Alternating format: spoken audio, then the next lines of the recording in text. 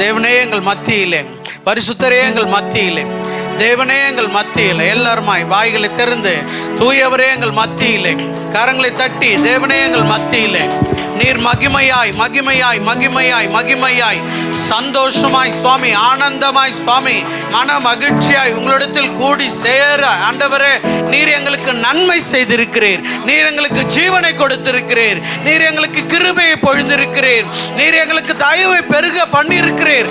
அதற்காக உமக்கு ஸ்தோத்திரம் சொல்லி மகிமைப்படுத்தி உயர்த்துகிறோம் உயர்த்துகிறோம் உயர்த்துகிறோம். நன்றி உள்ளத்தோடு உமது நல்ல நாமத்தை உயர்த்தி ஸ்தோத்தரிக்கிறோம் ஸ்தோத்தரிக்கிறோம் ஸ்தோத்தரிக்கிறோம்.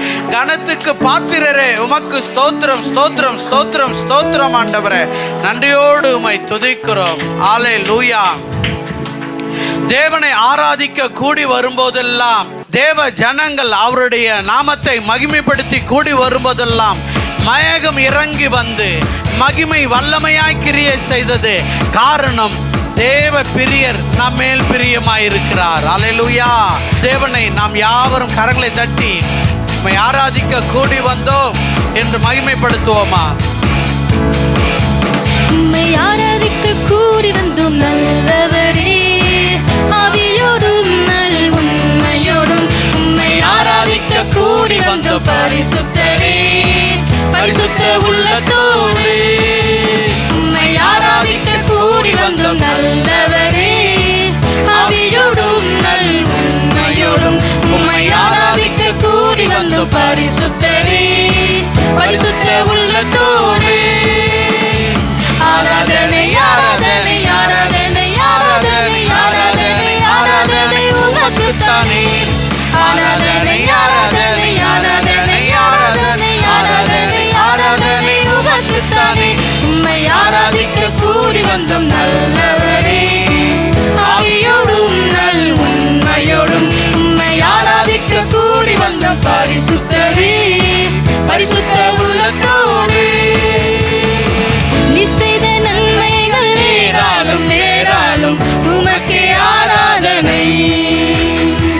உன்னத கிருபைகள் தாராளம் தாராளம், உமக்கே ஆராதனை. அவர் செய்த நன்மைகள், நீ செய்த நன்மைகள் ஏராளம் ஏராளம், உமக்கே ஆராதனை. உன்னத கிருபைகள் தாராளம் தாராளம், உமக்கே ஆராதனை. நாமும் உயர்த்திடுவேன், நாமம் உயர்த்திடுவேன், உம் அன்பை பாடிடுவேன். இயேசுவே நாமம் உயர்த்திடுவேன், உம் அன்பை பாடிடுவேன். ஆராதனை ஆராதனை ஆராதனை ஆராதனை ஆராதனை ஆராதனை உமக்குத்தானே. ஆராதனை ஆராதனை தேவனை தொழுது கொள்ளுகிறவர்கள் ஆவியோடும் உண்மையோடும் தொழுது கொள்ள பிதா பிரியமாயிருக்கிறார். ஆராதனை ஆராதனை ஆராதனை ஆராதனை ஆராதனை ஆராதனை உமக்குத்தானே. உம்மை ஆராதிக்க கூடி வந்தோம் நல்லவரே, ஆவியோடும் நல் உண்மையோடும். உம்மை ஆராதிக்க கூடி வந்தோம் பரிசுத்தரே, பரிசுத்த உள்ளத்தோடு. நீ தந்த ரட்சிப்பு பெரிதல்லோ பெரிதல்லோ, உமக்கே ஆராதனை. உன்னன் வழிகள் அதிசயம் அதிசயம், உமக்கே ஆராதனை. தெய்வமே நீர் தந்த ரட்சிப்பு பெரிதல்லோ பெரிதல்லோ, உமக்கே ஆராதனை. உன்னன் வழிகள் அதிசயம் அதிசயம், உமக்கே ஆராதனை. அவர் மகிமை நிறைந்தவர், மகிமை நிறைந்தவரே, நீர் மாட்சிமை உடையவரே, மகிமை நிறைந்தவரே, மாட்சிமை உடையவரே. ஆராதனை ஆராதனை ஆராதனை ஆராதனை ஆராதனை ஆராதனை உமக்குத்தானே. உள்ள துள்ளி ஆராதனை ஆராதனை ஆராதனை ஆராதனை ஆராதனை ஆராதனை உமக்குத்தானே. உம்மை ஆராதிக்க கூடி வந்தோம் நல்லவரே, அவர் மாத்திரமே. ஆவியோடும் நல் உண்மையோடும். உம்மை ஆராதிக்க கூடி வந்தோம் பரிசுத்தரே, பரிசுத்த உள்ளத்தோடு. உம்மை ஆராதிக்க, உம்மை ஆராதிக்க கூடி வந்தோம் நல்லவரே, ஆவியோடும் நல் உண்மையோடும். உம்மை ஆராதிக்க கூடி வந்தோம் பரிசுத்தரே, பரிசுத்த உள்ளத்தோடு நீ தரும் இன்பம் எல்லாம் நிரந்தரம் நிரந்தரம் உமக்கு ஆராதனை. உந்தன் வார்த்தைகள் வல்லமை வல்லமை உமக்கு ஆராதனை.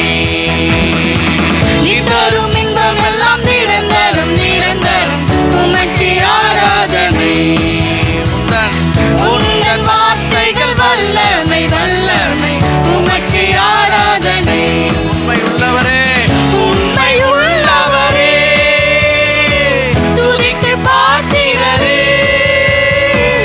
உண்மை உள்ளவரே துதிக்கு பாத்திரரே. ஆராதனை ஆராதனை ஆராதனை ஆராதனை ஆராதனை ஆராதனை உமக்குத்தானே. சொல்வோம், நாங்கள் தேவனை மகிமைப்படுத்துகிறோம். ஆராதனை உமக்குத்தானே.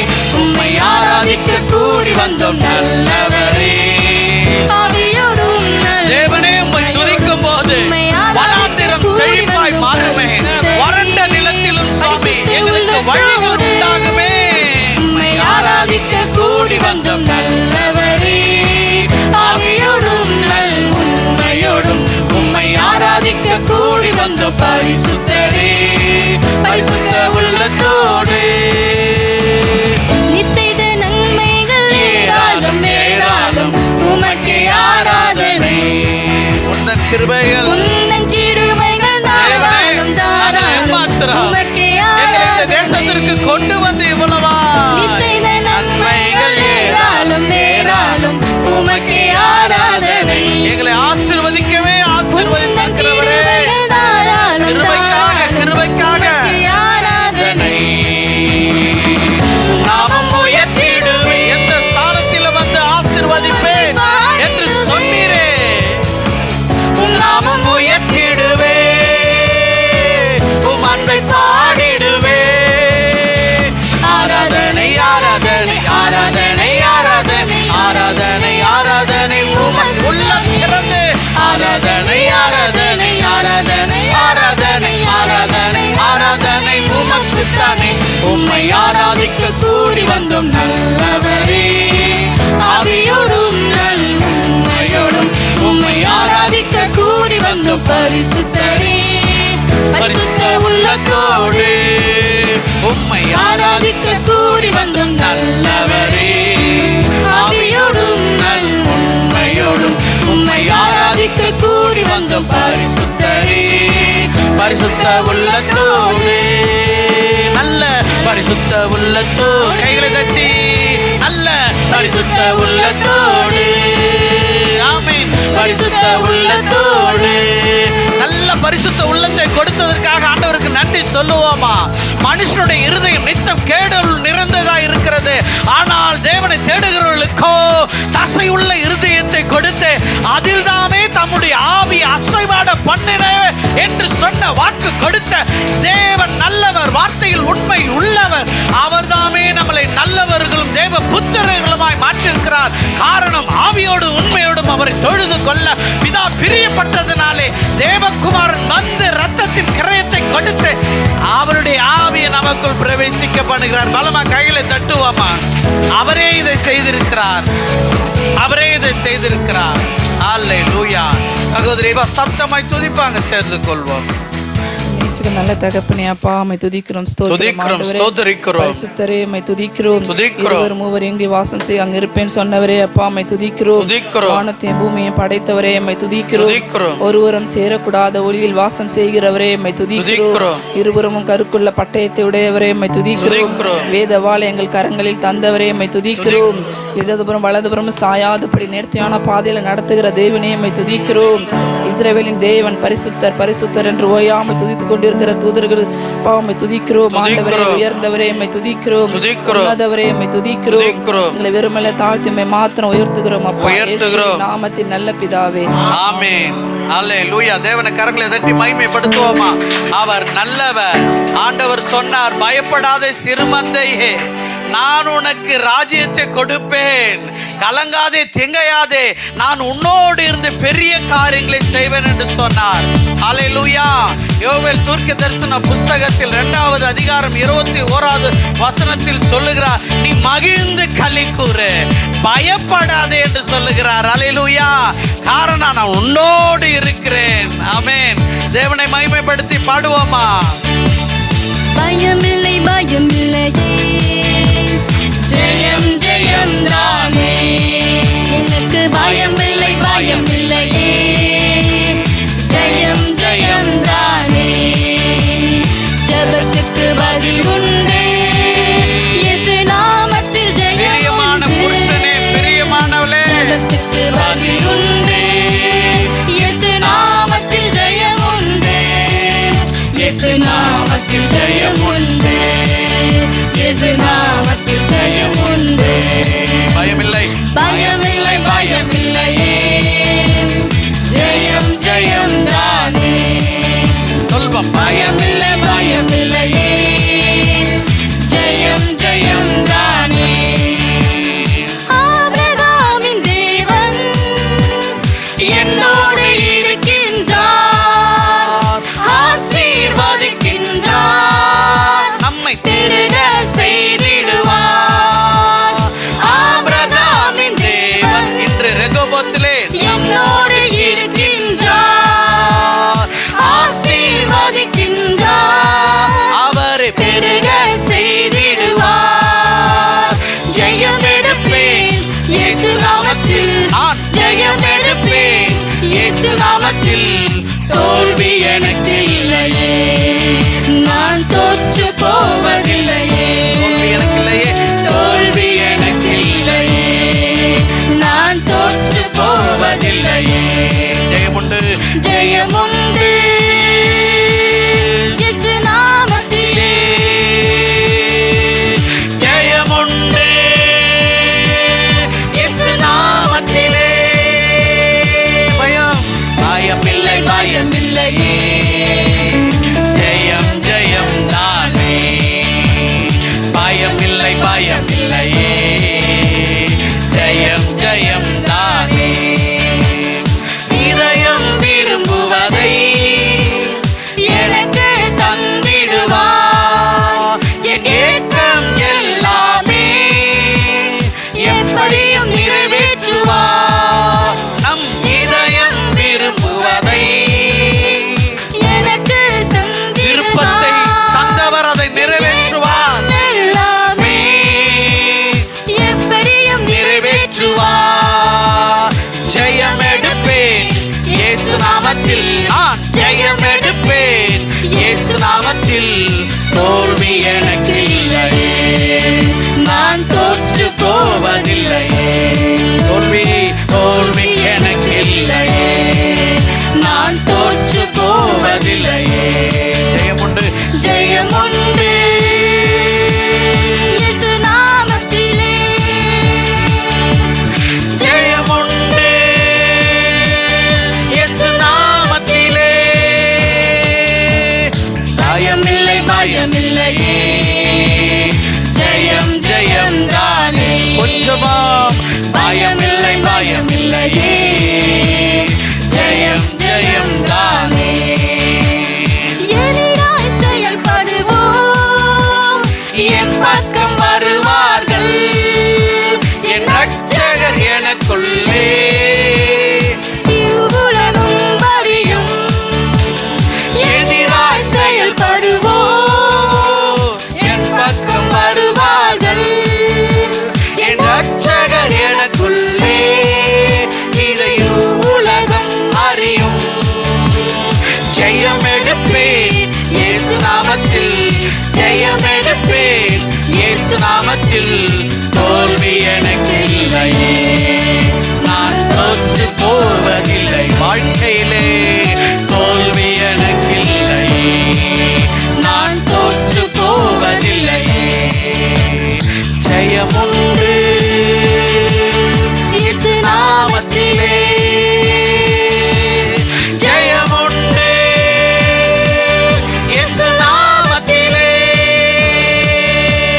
பயமில்லை பயமில்லையே, ஜெயம் ஜெயம் தானே. நாம் ஜெயமா வாழ்வதற்காக பயமில்லை அவர் பயமில்லை, தோல்வியுற்றது போல மௌனமா இருந்தார். சமாதான பிரபு நமக்கு சமாதானத்தை வர பண்ண வேண்டும் என்பதற்காக பேசாத ஆடை போல இருந்தார். ஜெயம் இல்லை பயம் இல்லையே, ஜெயம் ஜெயம் தானே. அல்லேலூயா. கரங்களை தட்டி தேவனை மகிமைப்படுத்துவோமா? நமக்கு ஜெயம் கொடுத்தவர், நம்மளை வெற்றி சேர்க்க பண்ணினவர், எங்கும் நற்கந்தகமாய் உயிர்த்தெழுதலாகி அவருடைய நாமத்தை, கிறிஸ்து இயேசுவின் நாமத்தை வாரத்தில் முதல் நாளிலே தேடுகிற புத்தி உள்ள ஸ்திரீகளாக நம்மை தெரிந்து கொண்டவருடைய நாமத்தை கண்களை திறந்து, மனக்கண்களை திறந்து, பிரகாசமுள்ள மனக்கண்களை நமக்கு கொடுத்த இம்மாவூர் சீஷரோடு பேசினவர் உயிரோடு இருந்து நம்மளை வாழ வைக்கிறாரே, அவரை கைகளை தட்டி கரங்களை தட்டி மகிமைப்படுத்துவோமா? இம்மாவூர் சீஷர்களோடு கூட மாத்திரம் அவர் இல்ல, நம்மோடு கூடவும் இருக்கிறார். பயம் நீக்கி ஜெயம் கொடுக்கிற அருள்நாதர் இயேசு நம்மோடு பலமாய் பலமாய் பலமாய் பலமாய் பலமாய். ஹல்லேலூயா, ஸ்தோத்திரம். துதிப்பார், சேர்ந்து துதிப்போம். Nesnel sapne tudikom, ma papi David tudikom, tudikom, nalave tudikom, balave tudikom, Meshela tudikom, Elohim tudikom, Ebineseve tudikom, papi David tudikom, Tayave tudikom, Devne tudikom, Isaac devne tudikom, Eliamin devne tudikom, Isaac devne tudikom, Ebineseve tudikom, nalave tudikom, Esimnam nalpidave. Amen. Amen. Amen. Hallelujah. ஹல்லேலூயா. அவர் நன்றி அறிதல் உள்ளவர்களை பிரியமாய் ஏற்றுக்கொள்ளுகிறவராய் இருக்கிறார். விசுவாசம் உள்ளவர்களை கண்ணோக்கி பார்க்கிறவர்களாய் இருக்கிறார். இந்த நாள் நன்றி சொல்லுகிற நாளாய் இருக்கிறது. ஹல்லேலூயா. அவர் எளியவனை புழுதில் இருந்து எடுத்து, சிறியவனை புழுதில் இருந்து எடுத்து, குப்பையிலிருந்து நம்மளை பிரபுகளோடு அமர பண்ணுகிறார். ஹல்லேலூயா. நன்றி சொல்லி பாடுவோமா சேர்ந்து? நன்றி சொல்ல வார்த்தையே இல்ல இல்ல, அதை நினைக்கும் போது உயிரோ எனக்கு இல்ல. நன்றி சொல்ல வார்த்தையே இல்ல இல்ல, அதை நினைக்கும் போது உயிரோ எனக்கு இல்ல. உம்மை போல தெய்வம் இல்ல, உம்மை தவிர விருப்பம் இல்ல, உம்மை விட்டா கதியும் இல்ல, நீங்க இல்லைன்னா நானும் இல்ல. உம்மை போல தெய்வம் இல்ல, உம்மை தவிர விருப்பம் இல்ல, உம்மை விட்டா கதியும் இல்ல, நீங்க இல்லைன்னா நானும் இல்ல. நன்றி நன்றி சொல்ல வார்த்தையே இல்ல இல்ல, அதை நினைக்கும் போது உயிரோ எனக்கு இல்ல. சொல்லி சொல்லி நன்றி சொல்ல வார்த்தையே இல்ல இல்ல, அதை நினைக்கும் போது உயிரோ எனக்கு இல்ல. நான் நடக்கும் வழியை எனக்கு காட்டியதும் நீரே, என் மீது கண்ணை வைத்து ஆலோசனை தந்தீரே. நான் நடக்கும் வழியை எனக்கு காட்டியதும் நீரே, என் மீது கண்ணை வைத்து ஆலோசனை தந்தீரே. என்னை நடக்க வைத்தீரே, கைப்பிடித்து கொண்டீரே. நன்றி அப்பா. நடக்க வைத்தீரே, சொன்னபடியாய் நான் உன்மேல் கண்ணை வைத்து ஆலோசனை கொடுத்து நடத்துவேன். போல தெய்வம் இல்ல, உம்மை தவிர விருப்பம் இல்ல, உம்மை விட்டா கதியும் இல்ல, நீங்க இல்லைன்னா நானும் இல்ல. உம்மை போல தெய்வம் இல்ல, உம்மை தவிர விருப்பம் இல்ல, உம்மை விட்டா கதியும் இல்ல, நீங்க இல்லைன்னா நானும் இல்ல. நன்றி சொல்ல வார்த்தையே இல்ல இல்ல, நினைக்கும் போது உயிரோ எனக்கு இல்ல. நன்றி சொல்ல வார்த்தையே இல்ல இல்ல, அத நினைக்கும் போது உயிரோ எனக்கு இல்ல. குப்பையில் இருந்து என்னை உயர்த்தி வைத்தீரே, ராஜாக்களோடு என்னை அமர செய்தீரே.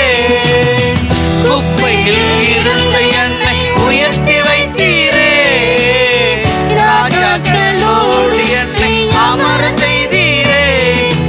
உயர்த்தி வைத்தீரே, உயர்த்தி அழகு பார்த்து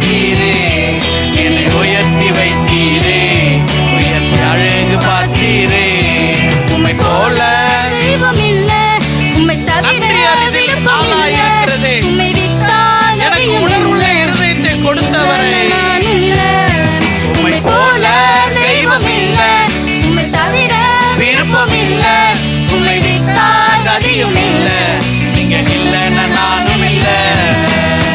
நன்றி சொல்ல வார்த்தையே இல்ல, இல்ல. நினைக்கும் போது உயிரோ எனக்கு இல்ல. நன்றி சொல்ல வார்த்தையே இல்ல, இல்ல. நினைக்கும் போது உயிரோ எனக்கு இல்ல. என்னாலே உமக்கு ஒரு நன்மையும் இல்லையே, ஆனாலும் என்னை எடுத்து பயன்படுத்தினீரே. என்னாலே உமக்கு ஒரு நன்மையும் இல்லையே, ஆனாலும் என்னை எடுத்து பயன்படுத்தினீரே. உங்க நினைவில் வைத்தீரே, உயிருள்ளவரை மறவே. உங்க நினைவில் வைத்தீரே, உயிருள்ளவரை மறவே. உம்மை போல தெய்வம் இல்ல, உம்மை தவிர விருப்பம் இல்ல. உம்மை விட்டால் கதியும் இல்ல, நீங்க இல்லைன்னா நானும் இல்ல. உம்மை போல தெய்வம் இல்ல, உம்மை தவிர விருப்பம் இல்ல.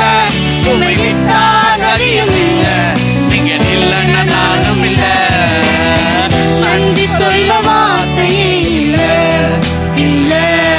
அதை நினைக்கும் போது உயிரோ எனக்கு இல்ல. நன்றி சொல்ல வார்த்தையே இல்ல, இல்ல. அதை நினைக்கும் போது உயிரோ எனக்கு இல்ல. குஷ்டரோகிகள் அவரிடத்தில் வந்து, ஆண்டவரே உமக்கு சித்தமானால் என்னை சுஸ்தமாக்கும் என்று கெஞ்சினார்கள். தேவனும் தன் பிள்ளைகள் மேல பிரிய வைத்திருந்தனாலே சொஸ்தத்தை கொடுத்து விட்டார். அவருக்கு காணிக்கையோ அவருக்கு ஒரு எதிர்பார்ப்பும் இல்லாமல் தேவன் உனக்கு சொன்னவைகளை செய் என்று சொன்னார். அவர்களும் போய் செய்து வந்தார்கள். ஆனால் ஆண்டவருடைய இருதயம் ஏக்கமாய் ஏங்கி கண்ணோக்கி பார்க்கிறது. 10 பேர் அல்லவா, 10 பேர் அல்லவா. அல்லேலூயா, சத்தமாய் சொல்லுவாமா. உம்மை விட்டால் கதியும் இல்ல, நீங்க இல்லைன்னா நானும் இல்ல. போல போல தெய்வம் இல்ல, உம்மை தவிர விருப்பம் இல்ல. உம்மை விட்டால் கதியும் இல்ல, நீங்க இல்லைன்னா நானும் இல்ல. நன்றி சொல்ல வார்த்தையே இல்ல. இல்ல. குமாரன் கெட்ட குமாரன் எல்லாவற்றையும் சுருட்டி கொண்டு போய்விட்டான். ஆனாலும் அவன் மேல தான் அவர் பார்த்து கொண்டிருந்தார். அவன் கெட்டவனாயிருந்தாலும் அவன் சீர்கெட்டு போயிருந்தாலும் என்னுடைய குமாரன் அல்லவா. என்னாலே உமக்கு ஒரு நன்மையும் இல்லையே, ஆனாலும் என்னை எடுத்து பயன்படுத்தீரே. என்னாலே உமக்கு ஒரு நன்மையும் இல்லையே, ஆனாலும் என்னை எடுத்து பயன்படுத்தினீரே. உங்கள் நினைவில் வைத்தீரே, என் நினைவாகவே இருக்கிறவரே. இஸ்ரவேலின் தேவன் அயராமல் உறங்காமல் உம்மை போல தெய்வம் இல்ல, உம்மை தவிர விருப்பம் இல்ல. உம்மை விட்டால் கதியும் இல்ல, நீங்க இல்லைன்னா நானும் இல்ல. உம்மை போல தெய்வம் இல்ல, உம்மை தவிர விருப்பம் இல்ல. உம்மை விட்டால் கதியும் இல்ல, நீங்க இல்லைன்னா நானும் இல்ல. நன்றி நன்றி சொல்ல வார்த்தையே இல்ல, இல்ல. அதை நினைக்கும் போது உயிரோ எனக்கு இல்ல. ஐயா. நன்றி சொல்ல வார்த்தையே இல்ல, இல்ல. அதை நினைக்கும் போது உயிரோ எனக்கு இல்ல. உம்மை போல தெய்வம் இல்ல, உம்மை தவிர விருப்பம் இல்ல. உம்மை விட்டால் கதியும் இல்ல, நீங்க இல்லைன்னா நானும் இல்ல. உம்மை போல தெய்வம் இல்ல, உம்மை தவிர விருப்பம் இல்ல. உம்மை விட்டால் கதியும் இல்ல, நீங்க இல்லைன்னா நானும் இல்ல. போல தெய்வம் இல்ல, உம்மை தவிர விருப்பம் இல்ல. உம்மை விட்டால் கதியும் இல்ல, நீங்க இல்லைன்னா நானும் இல்ல. நன்றி சொல்ல வார்த்தையே இல்ல, இல்ல. அதை நினைக்கும் போது உயிரோ எனக்கு இல்ல.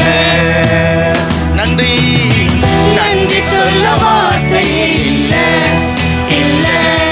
அதை நினைக்கும் போது உயிரோ எனக்கு இல்ல. கரங்களை தட்டி கொண்டு நன்றி சொல்லுங்களேன். தேவன் உம்மட்டமாய் உங்களுக்கு செய்த நன்மைகளை நினைத்து பாருங்க.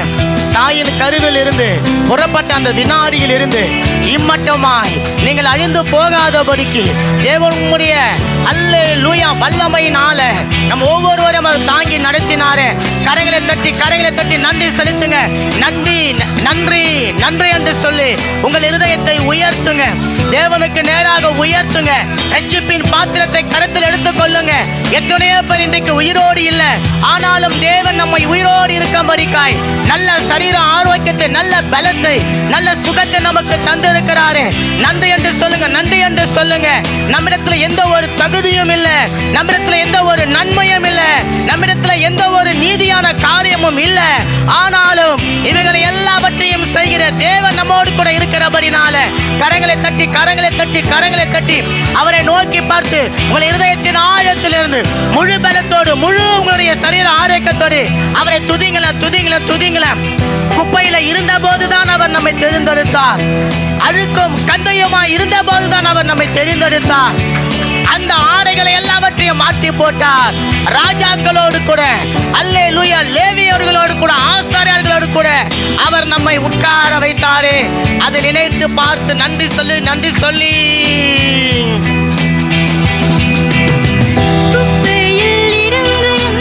உயர்த்தி வைத்தீரே. ராஜாக்களோடு என்னை அமர செய்தீரே. தொப்பையிலே இருந்த என்னை உயர்த்தி வைத்தீரே. ராஜாக்களோடு என்னை அமர செய்தீரே. என்னை உயர்த்தி வைத்தீரே. உயர்த்தி அழகு பார்த்தீரே. என்னை உயர்த்தி வைத்தீரே. உயர்த்தி அழகு பார்த்தீரே. உம்மை போல தெய்வம் இல்ல, உம்மை தவிர விருப்பம் இல்ல, உம்மை விட்டா கதியும் இல்ல, நீங்க இல்லன்னா நானும் இல்ல. உம்மை போல தெய்வம் இல்ல, உம்மை தவிர விருப்பம் இல்ல, உம்மை விட்டா கதியும் இல்ல, நீங்க இல்லன்னா நானும் இல்ல. நன்றி சொல்ல வார்த்தையே இல்ல, அது நினைக்கும் போது உயிரும் எனக்கு இல்ல. ஆமாப்பா, நன்றி சொல்ல நம்மால் அவருக்கு எந்த ஒரு நன்மையும் இல்லை, ஆனாலும் நன்மை செய்யும்படி நம்மை தெரிந்து கொண்டாரே.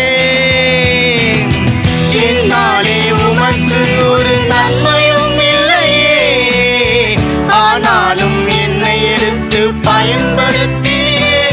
சொல்லுவோம், என்னாலே உமக்கு ஒரு நன்மையும் இல்லையே, ஆனாலும் என்னை எடுத்து பயன்படுத்தினீரே.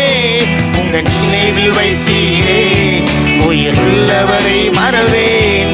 உங்க நினைவில் வைத்தீரே, உயிர் உள்ளவரை மறவேன். உம்மை போல தெய்வம் இல்ல, உம்மை தவிர விருப்பம் இல்ல, உம்மை விட்டா கதியும் இல்ல. அவரை பார்த்து சொல்லுங்கப்பா, உம்மை போல வேற ஒரு தெய்வம் இல்ல, உம்மை தவிர இந்த பூமியில எங்களுக்கு வேற விருப்பம் இல்லப்பா. உம்மை விட்டா எங்களுக்கு கதியே இல்ல. உம்மை போல தெய்வம் எல்லாரும் சத்தமா உயர்த்தி பாருங்களேன். ஆமா அல்லேலூயா. ஆமா, நீங்க இல்லன்னா நானும் இல்ல. அப்படியே கரங்களை தட்டி கொண்டு ஒரு உண்மையான இருதயத்தோடு உயிருள்ள தேவனை ஆராதிக்கிறவர்களாக, நம்மேல் அன்பு வைத்து நமக்காக யாவற்றையும் செய்து முடித்த ஒரு தேவனை ஆராதிக்க வந்திருக்கிறோம் என்கின்ற உணர்வு உள்ளவர்களாக ஒவ்வொருவரும் உங்களை கரங்களை தட்டி கொண்டு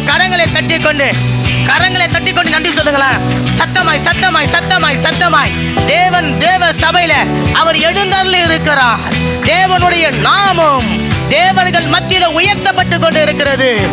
நன்றி அப்பா, நன்றி செலுத்துகிறோம். இந்த துதிகள், கனங்கள், மகிமைகள், புகழ்ச்சிகளை கர்த்தராகிய இயேசு கிறிஸ்துவின் நாமத்திற்கு எடுக்கிறோம். ஜீவனும் வல்லமையும் உள்ள நல்ல பரலோக பிதாவே. ஆமேன். எல்லாருமே அமரலாம்.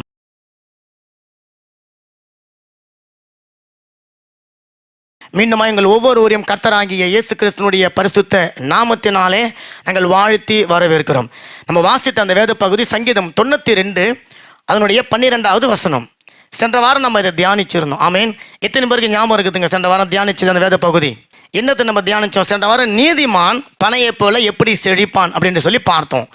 கர்த்தராகிய தேவன் வேதத்தில் அநேக தேவதாரி விருட்சங்கள்னு சொல்கிறாங்க, நல்ல மரங்களை குறித்தெல்லாம் வேதத்தில் எழுதப்பட்டு இருந்தாலும் நீதிமான்கள் செழிப்பதற்காக ஒரே ஒரு மரத்தை குறிப்பாக அவர் சொல்லி அப்படித்தான் நீதிமான் செழிக்கணும் என்று சொல்லி ஒரு ஆசீர்வாதத்தை அவர் கூறுகிறார். ஆமென். நமக்கு தெரியும் வேதத்தில் இருக்கிற எல்லா வாக்குத்தத்தங்களும் எல்லா ஜனங்களுக்கும் சொந்தமானது. அதை யாரெல்லாம் விசுவாசிக்கிறாங்களோ, யாரெல்லாம் அந்த வாக்குத்தத்தத்தை தங்களுக்கு சொந்தமாக உரிமை பாராட்டுறாங்களோ அத்தனை பேருக்கும் அந்த வாக்குத்தத்தத்தில் இருக்கிற ஆசீர்வாதம் கிடைக்கும். ஆனால் இந்த வாக்குத்தத்தம் உலகத்தில் இருக்கிற எல்லா ஜனங்களுக்கும் கொடுக்காம தேவன் விசேஷமாய் தன்னுடைய பிள்ளைகளுக்காக அந்த வாக்குத்தத்தை அவர் விசேஷமாக கொடுக்கிறார். இப்போ பாருங்க, ஒரு அம்மா இருக்கிறாங்க, அந்த அம்மாவுக்கு ஒரு 3 பிள்ளை இருக்கு வச்சுக்கோங்களேன். பக்கத்து வீட்டில் இருக்கிற ஒரு 3 பிள்ளைங்களை வந்து அந்த அம்மா வீட்டில் அந்த பிள்ளைங்களோடு கூட சேர்ந்து விளாட்றாங்க. அப்போ ஏதாவது அந்த பிள்ளைகளுக்கு கொடுக்கணும்னு நினைக்கும் போது எல்லாருக்கும் சமமாக கொடுத்தாலும் அந்த அம்மாவுக்கு எந்த பிள்ளை மேலே அதிகமான பாசமும் அதிகமான அன்பும் இருக்குதோ அந்த பிள்ளைக்கு கொஞ்சம் எக்ஸ்ட்ராவா கொடுப்பாங்க. அப்படி கொடுத்துருக்கிறீங்களா? கொடுக்குறோம். அப்படி தானே கொடுக்குறோம். ஏன்னா எல்லா பிள்ளைகளையும் பார்க்குற மாதிரி நமக்கு ரொம்ப எல்லாரையும் நேசிப்போம், எல்லார் மேலேயும் பிரியமாக இருப்போம். ஆனால் ஏதோ ஒரு பிள்ளையின் மேலே அந்த அம்மாவுக்கு அந்த அப்பாவுக்கு அதிகமான ஒரு பாசம் இருக்கும். அதுக்கு என்ன காரணம் தெரியாது. அதே போல தான் தேவன் எல்லாருக்கும் வாக்குத்தத்தங்கள் கொடுத்திருந்தாலும் தான் நேசிக்கிற, தான் அன்பு செய்கிற தன்னுடைய பிள்ளைகளுக்காக இந்த வாக்குத்தத்தத்தை அவர் விசேஷமாய் அவர் கொடுத்திருக்கிறார். கரங்களை தட்டி நன்றி செலுத்துங்களா அதற்காக. ஏன் அப்படின்னு சொன்னா, பனை மரத்தை அந்த நீதிமானோடு கூட ஒப்பிட்டு அந்த பனை மரம் எப்படி செழிக்குதோ அப்படித்தான் என்னுடைய பிள்ளைகளாகிய நீதிமான்களும் செழிப்பார்கள். ஆமீன். இப்போ உங்ககிட்ட ஒரு கேள்வி, அப்ப இந்த நீதிமான் யாருங்க? ஆமீன், நான் தான் நீதிமான். அப்ப இந்த வசனத்தை இப்படித்தான் வாசிக்கணும். நீதிமான் பனையை போல செழிப்பான் என்கின்ற இடத்துல நீதிமானை எடுத்துட்டு உங்க பேரை போட்டு நீங்க ஒவ்வொரு நாளும் வாசிக்கணும். ஆமீன். இப்போ நம்ம ஸ்டெஃபான் இருக்கிறாரு, அப்ப ஸ்டெஃபான் பனையை போல செழிப்பார். ஆமீன், ஆமீன். ஆமா, அதை நீங்க சொந்தம் கொண்டாடணும். பாருங்க, வாக்குத்தத்தத்தை நீங்க உரிமை பாராட்டணும். ஏன்னா இந்த வாக்குத்தத்தத்தை யாரோ பக்கத்து வீட்டு பிள்ளைங்களுக்கு கொடுக்கல, எனக்கு தான் கொடுத்துருக்கிறார், எனக்கு கொடுக்குறார். அப்போ உங்களுக்கு கொடுக்குற உங்க பேரை சொல்லி தான் நீங்க வாசிக்கணும். அப்போ அந்த பனை மரத்தினுடைய சுபாவங்களை குறித்து 2 சுபாவங்களை நம்ம சென்ற வாரம் பார்த்தோம். அந்த பனை மரம் அந்த 2 காரியங்களை 2 கிரியைகளை வெளிப்படுத்துகிறது. அப்படித்தான் இன்னைக்கு தேவனுடைய பிள்ளைகளாக இருக்கிற நாமும் அந்த கிரியைகளை வெளிப்படுத்தணும் அப்படின்னு சொல்லிடுறோம். யாருக்காவது ஞாபகம் இருக்குதா? 2 கிரியைகளை பார்த்தோம். என்ன கிரியைகள்? யாருக்காவது சொல்லுங்க பார்ப்போம். கனி கொடுக்கணும். வேற என்னங்க?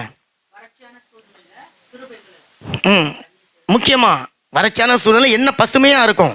இலைகள் பசுமையா இருக்கும். முதல் பாயிண்ட் வந்து வறட்சியான காலத்திலையும் வனாந்தரத்தில் இருந்தாலும் பனை மரத்தினுடைய இலைகள் பசுமையா இருக்கும். அதுக்கு நம்ம தேவனுடைய பிள்ளைகளும் எப்படி இருக்கணும் என்பதை குறித்து நம்ம பார்த்தோம். அப்போ முதல் காரியமா அது வனாந்தரத்தில் இருந்தாலும் அதனுடைய இலைகள் காய்ந்து போகாமல் கருகி போகாமல் பசுமையாக இருக்கிறது. அதே போல தான் நீதிமானுடைய வாழ்க்கையும் அவன் கடந்து வருகிற அந்த வனாந்தர பாதையில் அவன் கடந்து வருகிற அந்த பிரச்சனைகள், போராட்டங்கள், சூழ்நிலைகளின் மத்தியில் அவன் கருகி போய்விடக்கூடாது, காய்ந்து போய்விடக்கூடாது, வறட்சி அடைந்து விடக்கூடாது. அதற்கு பதிலாக எப்போதும் பசுமையாக இருக்கணும், எப்பொழுதும் அவங்க சந்தோஷமாக மகிழ்ச்சியாக இருக்கணும் என்பதாக நம்ம பார்த்தோம். அப்போ உலக பிரகாரமான போராட்டங்கள் அந்த மனுஷனை தாக்குது பாருங்க, நிலைக்குலைய செய்து விடுகிறது பாருங்க. அப்போ அந்த பிரச்சனைகளின் மத்தியில் பனை மரம் நின்று இலைகள் பச்சை பசேல் என்று சொல்லி இருக்கிறதை போல நீதிமானும் நிலைத்து நின்று, ஆமேன், அந்த வனாந்தரத்திலையும் அவங்க செழிக்கணும் என்பதாக நம்ம பார்த்தோம்.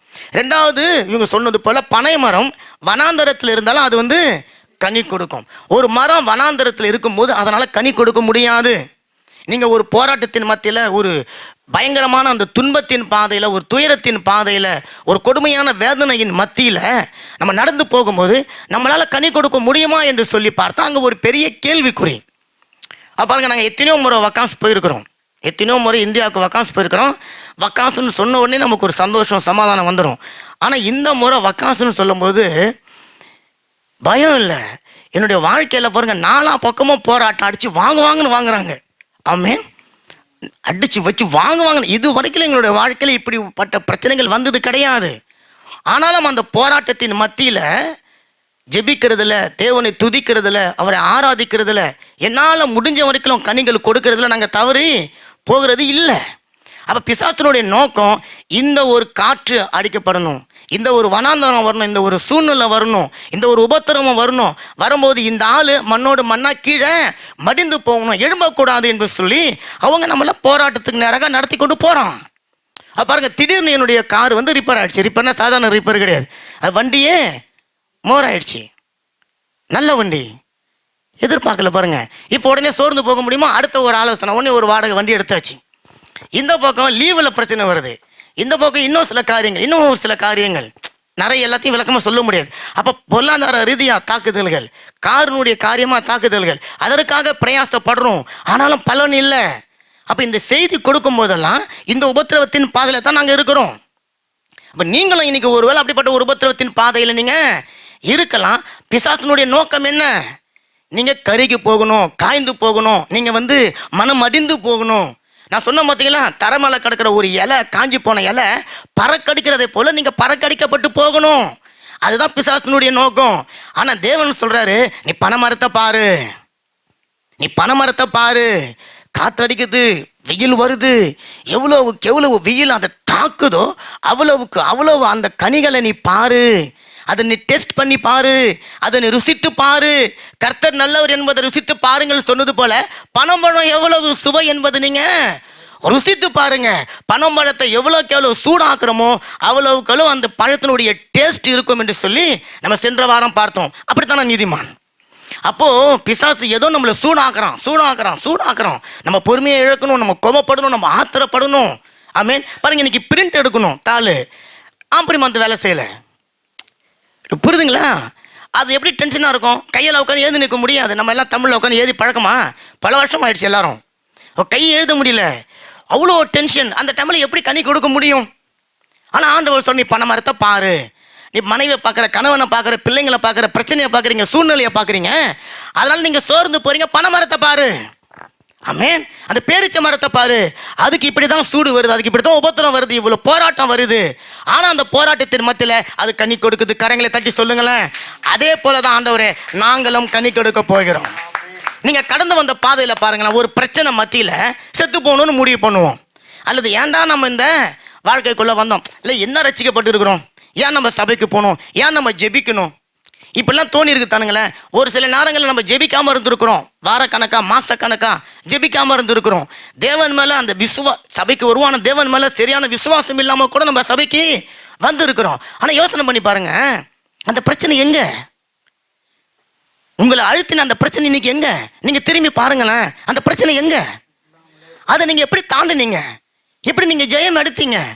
அதே போலதான் இன்னைக்கு வர பிரச்சனையும் நாளைக்கு வர பிரச்சனையும் தேவன் உங்களை தாண்டும்படிக்காக செய்வார். அல்லேலூயா. உம்மாலே நான் ஒரு சேனைக்குள்ள பாய்வேன், உம்மாலே நான் ஒரு மதிலை தாண்டுவேன். உம்மால தான். யார் அந்த உம்மால? தேவனால, இயேசு கிறிஸ்துவினால நாங்கள் ஒரு சேனைக்குள்ள பாய்ந்து மதிலை தாண்டுவோம். கரங்களை தட்டி, கரங்களை உற்சாகமாக தட்டி அல்லேலூயா. நாங்கள் உபத்திரவத்தினால சோர்ந்து போவது கிடையாது, நாங்கள் பிரச்சனைகளால மனம் அடிந்து போவது கிடையாது. காரணம், எங்களை உயிர்ப்பிக்கிறவர் எங்களோடு கூட இருக்கிறார். சங்கீதம் 34:19 படிப்பா. L'Éternel est près de ceux qui ont le cœur brisé et il sauve ceux qui ont l'esprit dans l'abattement. Amen. பாருங்க, சங்கீதம் 34:19 சொல்லுது, நீதிமானுக்கு வரும் துன்பம் அநேகமா இருக்கும். யாருக்கு வரும் துன்பமா? அப்ப நீதிமான் சொல்லிட்டு கொஞ்ச நேரத்துக்கு முன்னாடி ஒருத்தர் பேரை போட்டு படிச்சோம். யாருங்க அவரு? இல்ல, உங்க பேரை தான் போட்டு படிச்சேன். அப்ப உங்க பேரை போட்டுக்கொள்ளுங்க, உங்க பேரை போடுங்க. இப்ப எதுவாருன்னு போடுங்க, ஓகே? ஏன்னா உங்களுக்கு பயம் வரும். இப்ப எதுவாருக்கு வரும் துன்பங்கள் அநேகமா இருக்கும். ஆமா, நீதிமானுக்கு தான் துன்பம் வரும். அவ வெளியில இருக்கிறவனுக்கு துன்பம் வருமா? வரும். ஏன் வராது? அவனுக்கு வரும். ஆனா அவன் அந்த துன்பத்துல அவன் வாழ பழகிட்டான். நாம தான் துன்பத்துல வாழ முடியாதபடிக்கு பழகாம இருக்கிறோம். ஆண்டவர் சொல்ற, நீங்க ஒரு ரகசியத்தை தெரிஞ்சு கொள்ளுங்க, நீதிமானா இருக்கிற உங்களுக்கு தான் துன்பங்கள் அதிகமாக இருக்கிறது. ஆனா அந்த துன்பத்தின் மத்தியில, அந்த துயரத்தின் மத்தியில நீங்க நடக்கிறதுக்கு முதல்ல நான் உங்களுக்கு பலன் கொடுக்கிறேன். இந்த துன்பத்தை, துயரத்தை நீங்க தாங்குவதற்கு நான் உங்களுக்கு பலன் கொடுக்கிறேன். ரெண்டாவது, அதுல இருந்து நீங்க தப்பித்துக் கொள்வதற்கு நான் உங்களுக்கு வழியையும் உண்டு பண்ணி வைத்திருக்கிறேன். அல்லேலூயா. அதனால்தான் சங்கீதம் 34:19 சொல்லுது, நீதிமானுக்கு துன்பம் அதிகமா தான் வரும், ஆனா அவ எல்லாவற்றிலும் நின்று கர்த்தர் அவனை காப்பாற்றுகிறார். கரங்களை தட்டுங்களேன். கர்த்தரை தேடுகிற ஒருவருடைய இருதயமும் தொய்ந்து போகாதபடிக்கு அவர் நின்று, வசனம் சொல்லுது பாருங்க, அவர் எல்லாவற்றிலும் அவர் நின்று, அவர் உங்க கூட நின்று, உங்க கூட அவர் கரம் பிடித்து நடந்து உங்களுடைய காரியங்களை அவர் வாய்க்க பண்ணுகிறார். அல்லேலூயா. நான் சொன்ன ஒரு சோதனை காலத்துல நீங்க நடந்து வந்தது மட்டும்தான் உங்களுக்கு தெரியும். நீங்க அழுதது, நீங்க கண்ணீர் விடுத்தது, நீங்க போராடினது மட்டும்தான் தெரியும். ஆனா உங்களுக்காக கர்த்தர் பண்ண யுத்தம் உங்களுக்கு தெரியுமா? கர்த்தர் உங்களுக்காக முன்னின்று அந்த யுத்தத்தை வழிநடத்தி அவர் உங்களுக்கு ஜெயம் கொடுத்தார். அது உங்களுக்கு தெரியுமா? ஆனா அது தெரியாதபடிக்குத்தான் பிசாசு மறுபடியும் ஒரு துன்பத்தை கொண்டு வந்துட்டான். நீங்க யோசனை பண்ணி பாருங்க. போன மாசம் உங்களுக்கு துன்பம் வந்துதா? நேத்து, போன வருஷம். ஆனா எங்க அந்த துன்பம்? எங்க பாருங்க, அது இல்ல பாருங்க. அது தேவன் நின்று நமக்காக யுத்தம் செய்து அதுல வந்து நம்ம காப்பாற்றி இருக்கிறார். அல்லேலூயா. அப்ப நான் சொல்லுவேன், நீதிமான் நான் பனையை போல செழிப்பேன். கரங்களை தட்டுங்களா. அல்லேலூயா. அப்ப 2 காரியங்களே பார்த்தோம். அப்ப இன்னும் ஒரு சில காரியங்கள் இருக்கு. இன்னைக்கு கர்த்தர் சித்தமானால் பார்ப்போம் வேகமா. சரி, இப்போ பனை மரத்துக்கிட்ட என்ன காரியத்தை கற்றுக்கொண்டு நான் செழிக்கணும்? முதல்ல பனை மரம் நிலையாய் நிற்கக்கூடிய ஒரு மரம். ஆமென். பனைமரம் காற்றடிக்கும் போது என்ன பண்ணுங்க? இல்ல, காற்றடிக்கும் போது என்ன பண்ணும்? ஆடும், அசையும். ஆனா அது முறிந்து போவது கிடையாது. ஆமென். பனைமரம் ரொம்ப அது முறிதுன்னு சொன்னா அந்த பனைமரம் மரித்து போய் கொண்டு இருக்குதுன்னு அர்த்தம். அப்பதான் அது முறியும். பனைமரம் அவ்வளவு சீக்கிரம் முறியாது. சரி, அப்ப பனைமரம் நிலையா இருப்பதற்கான காரணம், பனைமரத்துக்கு ஆணி வேறு கிடையாது. என்ன கிடையாதுங்க? ஆணி வேறுன்னா என்னது? ஆணி வேறுன்னு சொன்னா பூமியை தொலைச்சி கொண்டு கீழே போகும், ரொம்ப ஆழத்துக்கு போகும். ஆமா. ஆனா பனைமரத்துக்கு ஜல்லி வேறுன்னு சொல்லுவாங்க. ஜல்லி வேறுன்னு சொன்னா, ஆமா, பக்கமாட்டுல பூமியினுடைய மேல் பரப்புல நிறைய அந்த வேர்கள் பிடித்து கொண்டு இருக்கும். ஒரு வேறு மட்டும் கிடையாது. அப்ப எல்லா வேரும் சேர்ந்து சேர்ந்து சேர்ந்து அதை இழுத்து பிடித்து கொண்டு இருக்கிறபடினால பனைமரம் ஒரு ஃப்ளெக்சிபிளா இருக்கும். அந்த வேர்கள் இப்படி ஆடி ஆடி மறுபடியும் ஒரே இடத்துக்கு வந்துடும். புரிதுங்களா? நிலையா இருக்கும். அப்போ பனை மரத்துக்கு ஆணி வேர் இல்லாம ஜல்லி வேர் இருக்கிறபடினால நீதிமானுக்கும் ஜல்லி வேர் இருக்கணும். என்ன ஜல்லி வேர்? அப்ப ஆணி வேர் பூமியை என்ன பண்ணுதுங்க? ஆழமா புதைத்து கொண்டு போய் பூமியை தன்னுடைய ஆதாரமா பற்றி கொண்டு இருக்கிறது. ஆனா ஜல்லி வேர் பூமியினுடைய மேற்பரப்புல இருந்தாலும் அதற்கு தேவையான ஆகாரத்தை அது என்ன பண்ணி கொள்ளுதுங்க. அதே போலதான் நீதிமான் தன்னுடைய வாழ்க்கைக்காக, தன்னுடைய குடும்பத்தை கட்டுவதற்காக, தன்னுடைய வாழ்க்கையில் அவன் நன்மைகளை பெற்றுக்கொள்வதற்காக பூமியை சார்ந்தில்லாமல், பூமிக்குரிய காரியங்களை சார்ந்தில்லாமல், உலகத்தின் பிரகாரமாக தன்னுடைய வாழ்க்கையை வாழ்ந்து பணத்தை சேர்த்து வைத்து அவன் தன்னை நிலைநிறுத்திக் கொள்வதற்காக அல்ல, அவன் இந்த பூமிக்குரியவன் அல்ல, அவன் பரலோகத்துக்கு சொந்தமானவன் என்பதை விளங்க பண்ணும்படிக்காக இந்த பனைமரத்தினுடைய வேர்கள் பூமியை ரொம்ப ஆழமா பற்றி பிடிப்பது கிடையாது. ஆனா பூமியினுடைய மேல் பக்கம் நீங்க பாருங்க, பனை மரத்தினுடைய வேர்லாம் நீங்க பார்க்க முடியும் கண்ணால. அடித்தண்டுல பார்த்தீங்கன்னா கிட்டத்தட்ட ஒரு 1.5 முழத்துக்கு அந்த வேரெல்லாம் அப்படியே கீழே இறங்கி இருக்கும். நம்ம பார்க்கும்போது என்னடா இது மரம் அரிச்சு போய் கீழே விழுற மாதிரி இருக்கணும் சில நேரத்தில் இருக்கும். நீங்க அந்த ஆத்து ஓரங்களில் போய் பார்த்தீங்கன்னா சில நேரங்கள் அப்படிப்பட்ட மரங்களை பார்க்கலாம். வேறு நல்லா கண்ணுக்கு தெரியும். ஆனா அந்த வேர்கள் பாருங்க, அவ்வளோ காத்தடைச்சாலும் அது விழாம இருக்குது பாருங்க. அதுக்கு காரணம் அந்த வேர்கள் இந்த மண்ணை நம்பி இல்லை, மண்ணினுடைய அந்த சோர்ஸை நம்பி இல்லை, மண்ணினுடைய சத்துவத்தை நம்பி இல்லை, மண்ணுக்குரிய காரியங்களை நம்பி இல்லை. அதனால் அடுத்த காரியத்தில் சொல்றேன். அப்போ இந்த பூமிக்குரிய காரியத்தின் மேல சார்ந்து இல்லாம, பூமிக்குரியவிலை குறித்து மேன்மை பாராட்டி கொண்டு இல்லாம, பனைமரத்தை போல நீதிமான் இந்த பூமிக்குரியவன் அல்ல என்பதை நினைத்து கொண்டு அவனுடைய உறவு இந்த பூமியோடு கூட இல்லை என்பதை அவன் உறுதிப்படுத்திக் கொள்ள வேண்டும். அதைத்தான் இன்னைக்கு பனைமரத்திலிருந்து நம்ம கற்றுக்கொள்ள வேணும். பனைமரம் பாருங்க நிலையானது. சில பனைமரங்கள் 150 வருடங்கள் கூட இருக்கும். இது என்ன ஒரு பெரிய ஆச்சரியம் சொன்னா, 150 வருடமும் அது கனி கொடுக்கும். அல்லேலூயா. சில மரங்கள் பாருங்களேன், ஒரு சில மரங்கள் ஒரு குறிப்பிட்ட அளவுக்கு பிறகு கனி கொடுக்கறது நிறுத்திடும். அதுக்கு சொல்லிடுவாங்க மலட்டு தன்மை அந்த மரத்துக்கு வந்துருச்சுன்னு சொல்லுவாங்க, நீங்க கேள்விப்பட்டிருப்பீங்க. ஆனா பனை மரம் அது மரித்து போற வரைக்கும் கனிகளை கொடுத்து கொண்டே இருக்கும். 150 வருடங்கள் நிலைத்திருக்கும். அப்ப நம்ம பார்த்தோம் இந்த பனை மரம்னு சொன்னா அது என்ன மரங்க? பேரிச்ச மரம். அப்ப இந்தியாவில் இலங்கையில் இருக்கிற பேரிச்ச மரம் இல்லை, இஸ்ரேலில் இருக்கிற பேரிச்ச மரங்கள் இதை விட இன்னும் பல ஆண்டுகள் வாழ்ந்ததாக இருக்கிறதாக ஆராய்ச்சியாளர்கள் சொல்றாங்க. அப்ப பனை மரம் நீண்ட ஆயுசு நாட்களை பெற்று வாழ்வதற்கான காரணம் அதனுடைய வேர் பூமிக்கு அடியில் போகிறது கிடையாது. ஏன்னா பூமியில் அடியில் ஒரு வேர் போச்சுன்னு சொன்னால் பக்கவாட்டில் அதுக்கு சரியான பாதுகாப்பு இல்லாமல் அந்த மரம் என்ன பண்ணிடும். ஆமாம், அதனால தான் நம்ம வேறு சில மரங்கள்லாம் பாருங்கள், ஒரு சூறாவளி காற்று அடிச்சு இந்த பூவரச மரம்னு சொல்கிறோம், ஆலமரம், அதனுடைய அதனால ரொம்ப ஆழமாக போகும், அதெல்லாம் காற்றடிச்சா விழுந்துடும். ஆனால் பனை மரங்கள் அவ்வளோ சீக்கிரத்தில் விழுந்ததாக நம்ம பார்க்க முடியாது, ஈச்ச மரங்கள் விழுந்ததாக பார்க்க முடியாது. அப்போ நான் சொன்னது போல் அந்த மரங்கள் பூமியை ஆழமாக நோண்டி போய் தன்னுடைய ஜீவனத்தை நடத்தி கொள்ள தேவையில்லாதபடிக்கு பூமியின் மேற்பரப்பில் இருக்கிறபடினால அவைகள் நிலைத்து நிற்கிறது. ஆமேன். அதே போல் நீதிமானும் தன்னுடைய குடும்பத்தை கட்டி எழுப்பதற்கு, தன்னுடைய ஆவிக்குரிய வாழ்க்கையும் சரி, பொருளாதார வாழ்க்கையும் சரி, குடும்ப வாழ்க்கையும் கட்டி எழுப்ப அவங்க என்ன பண்ணுறாங்கன்னு சொன்னால் தேவனை சார்ந்து வாழ்ந்து கொண்டு இருக்கிறாங்க. ஆமேன். இப்போ நீங்கள் ஞாயிற்றுக்கிழமை, நான் எப்பவுமே சொல்லுதாங்க, இந்த ஞாயிற்றுக்கிழமை நேற்று நைட்டெல்லாம் வேலை செய்கிறாங்க ஒரு சிலர். ஆனால் காலைல எழுந்து தூங்க டைம் இருக்குதுங்களா? தூங்க டைம் இருக்குது. ஆனால் அவங்க ஓய்வு எடுக்கிறாங்களாம். என்ன பண்ணுறாங்களாம்? ஓய்வு எடுக்கிறாங்களாம். இப்போ பணமரம் அப்படி நினச்சிருந்தாக்கா நைட்டெல்லாம் வேலை செஞ்சு நல்லா காசு சேர்த்து வச்சு ஞாயிற்றுக்கிழமை நான் ஓய்வு எடுக்க போகிறேன்னு சொன்னால் ஒரு காற்று வரும், ஒரு வெயில் வரும், ஒரு புயல் வரும், ஒரு போராட்டம் வரும். அப்போ அந்த மரம் என்ன பண்ணிடும்? முறிஞ்சு போயிடும். ஏன்னா உங்களுடைய நம்பிக்கை எது மேலே இருக்குது? வேலை மேலே.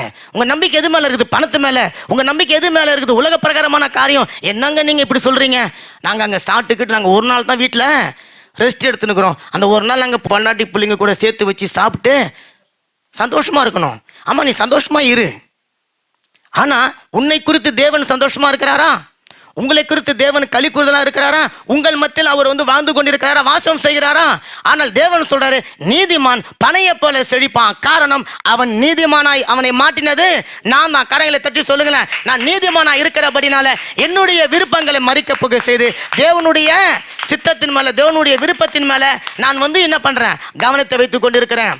அப்போ தேவன் எப்படிப்பட்டவர் என்பதை அறியாமல் இருக்கிறபடினால தான் இந்த ஞாயிற்றுக்கிழமையும் ஜனங்கள் பாருங்கள், திங்கக்கிழமை செவ்வாய்க்கிழமை மேலே தான் அதே போல் தான் நினைத்து கொண்டு ஓட்டி கொண்டு இருக்கிறாங்க. உண்மைதானுங்களே? திங்கக்கிழமை வேலைக்கு போகிறோமா? ஞாயிற்றுக்கிழமை வேலைக்கு போகிறாங்க. திங்கக்கிழமை சாப்பிட்றீங்களாப்பா? ஞாயிற்றுக்கிழமை. அப்போ தேவன் எதற்கு இந்த நாளை பிரித்தெடுத்தாரு? தெரியல பாருங்க.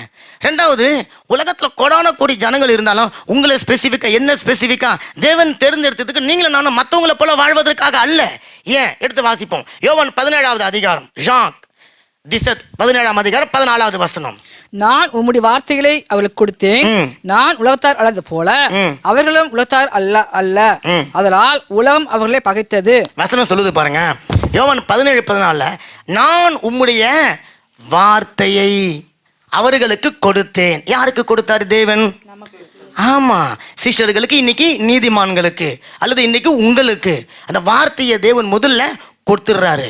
நம்ம தேவன் பாருங்களேன், உங்ககிட்ட இருந்து என்கிட்ட இருந்து ஒரு காரியத்தை எதிர்பார்க்கறதுக்கு முன்பாக உங்களையும் என்னையும் எம்டி ஆக்க மாட்டார், உங்களையும் என்னையும் எம்டியா மாற்றுவார். ஆமேன். எம்டிக்கு எம்டிக்கு என்ன வித்தியாசங்க? எம்டினா ஒன்றும் இல்லை, எம்டினா மேனேஜிங் டைரக்டர். ஆமேன்.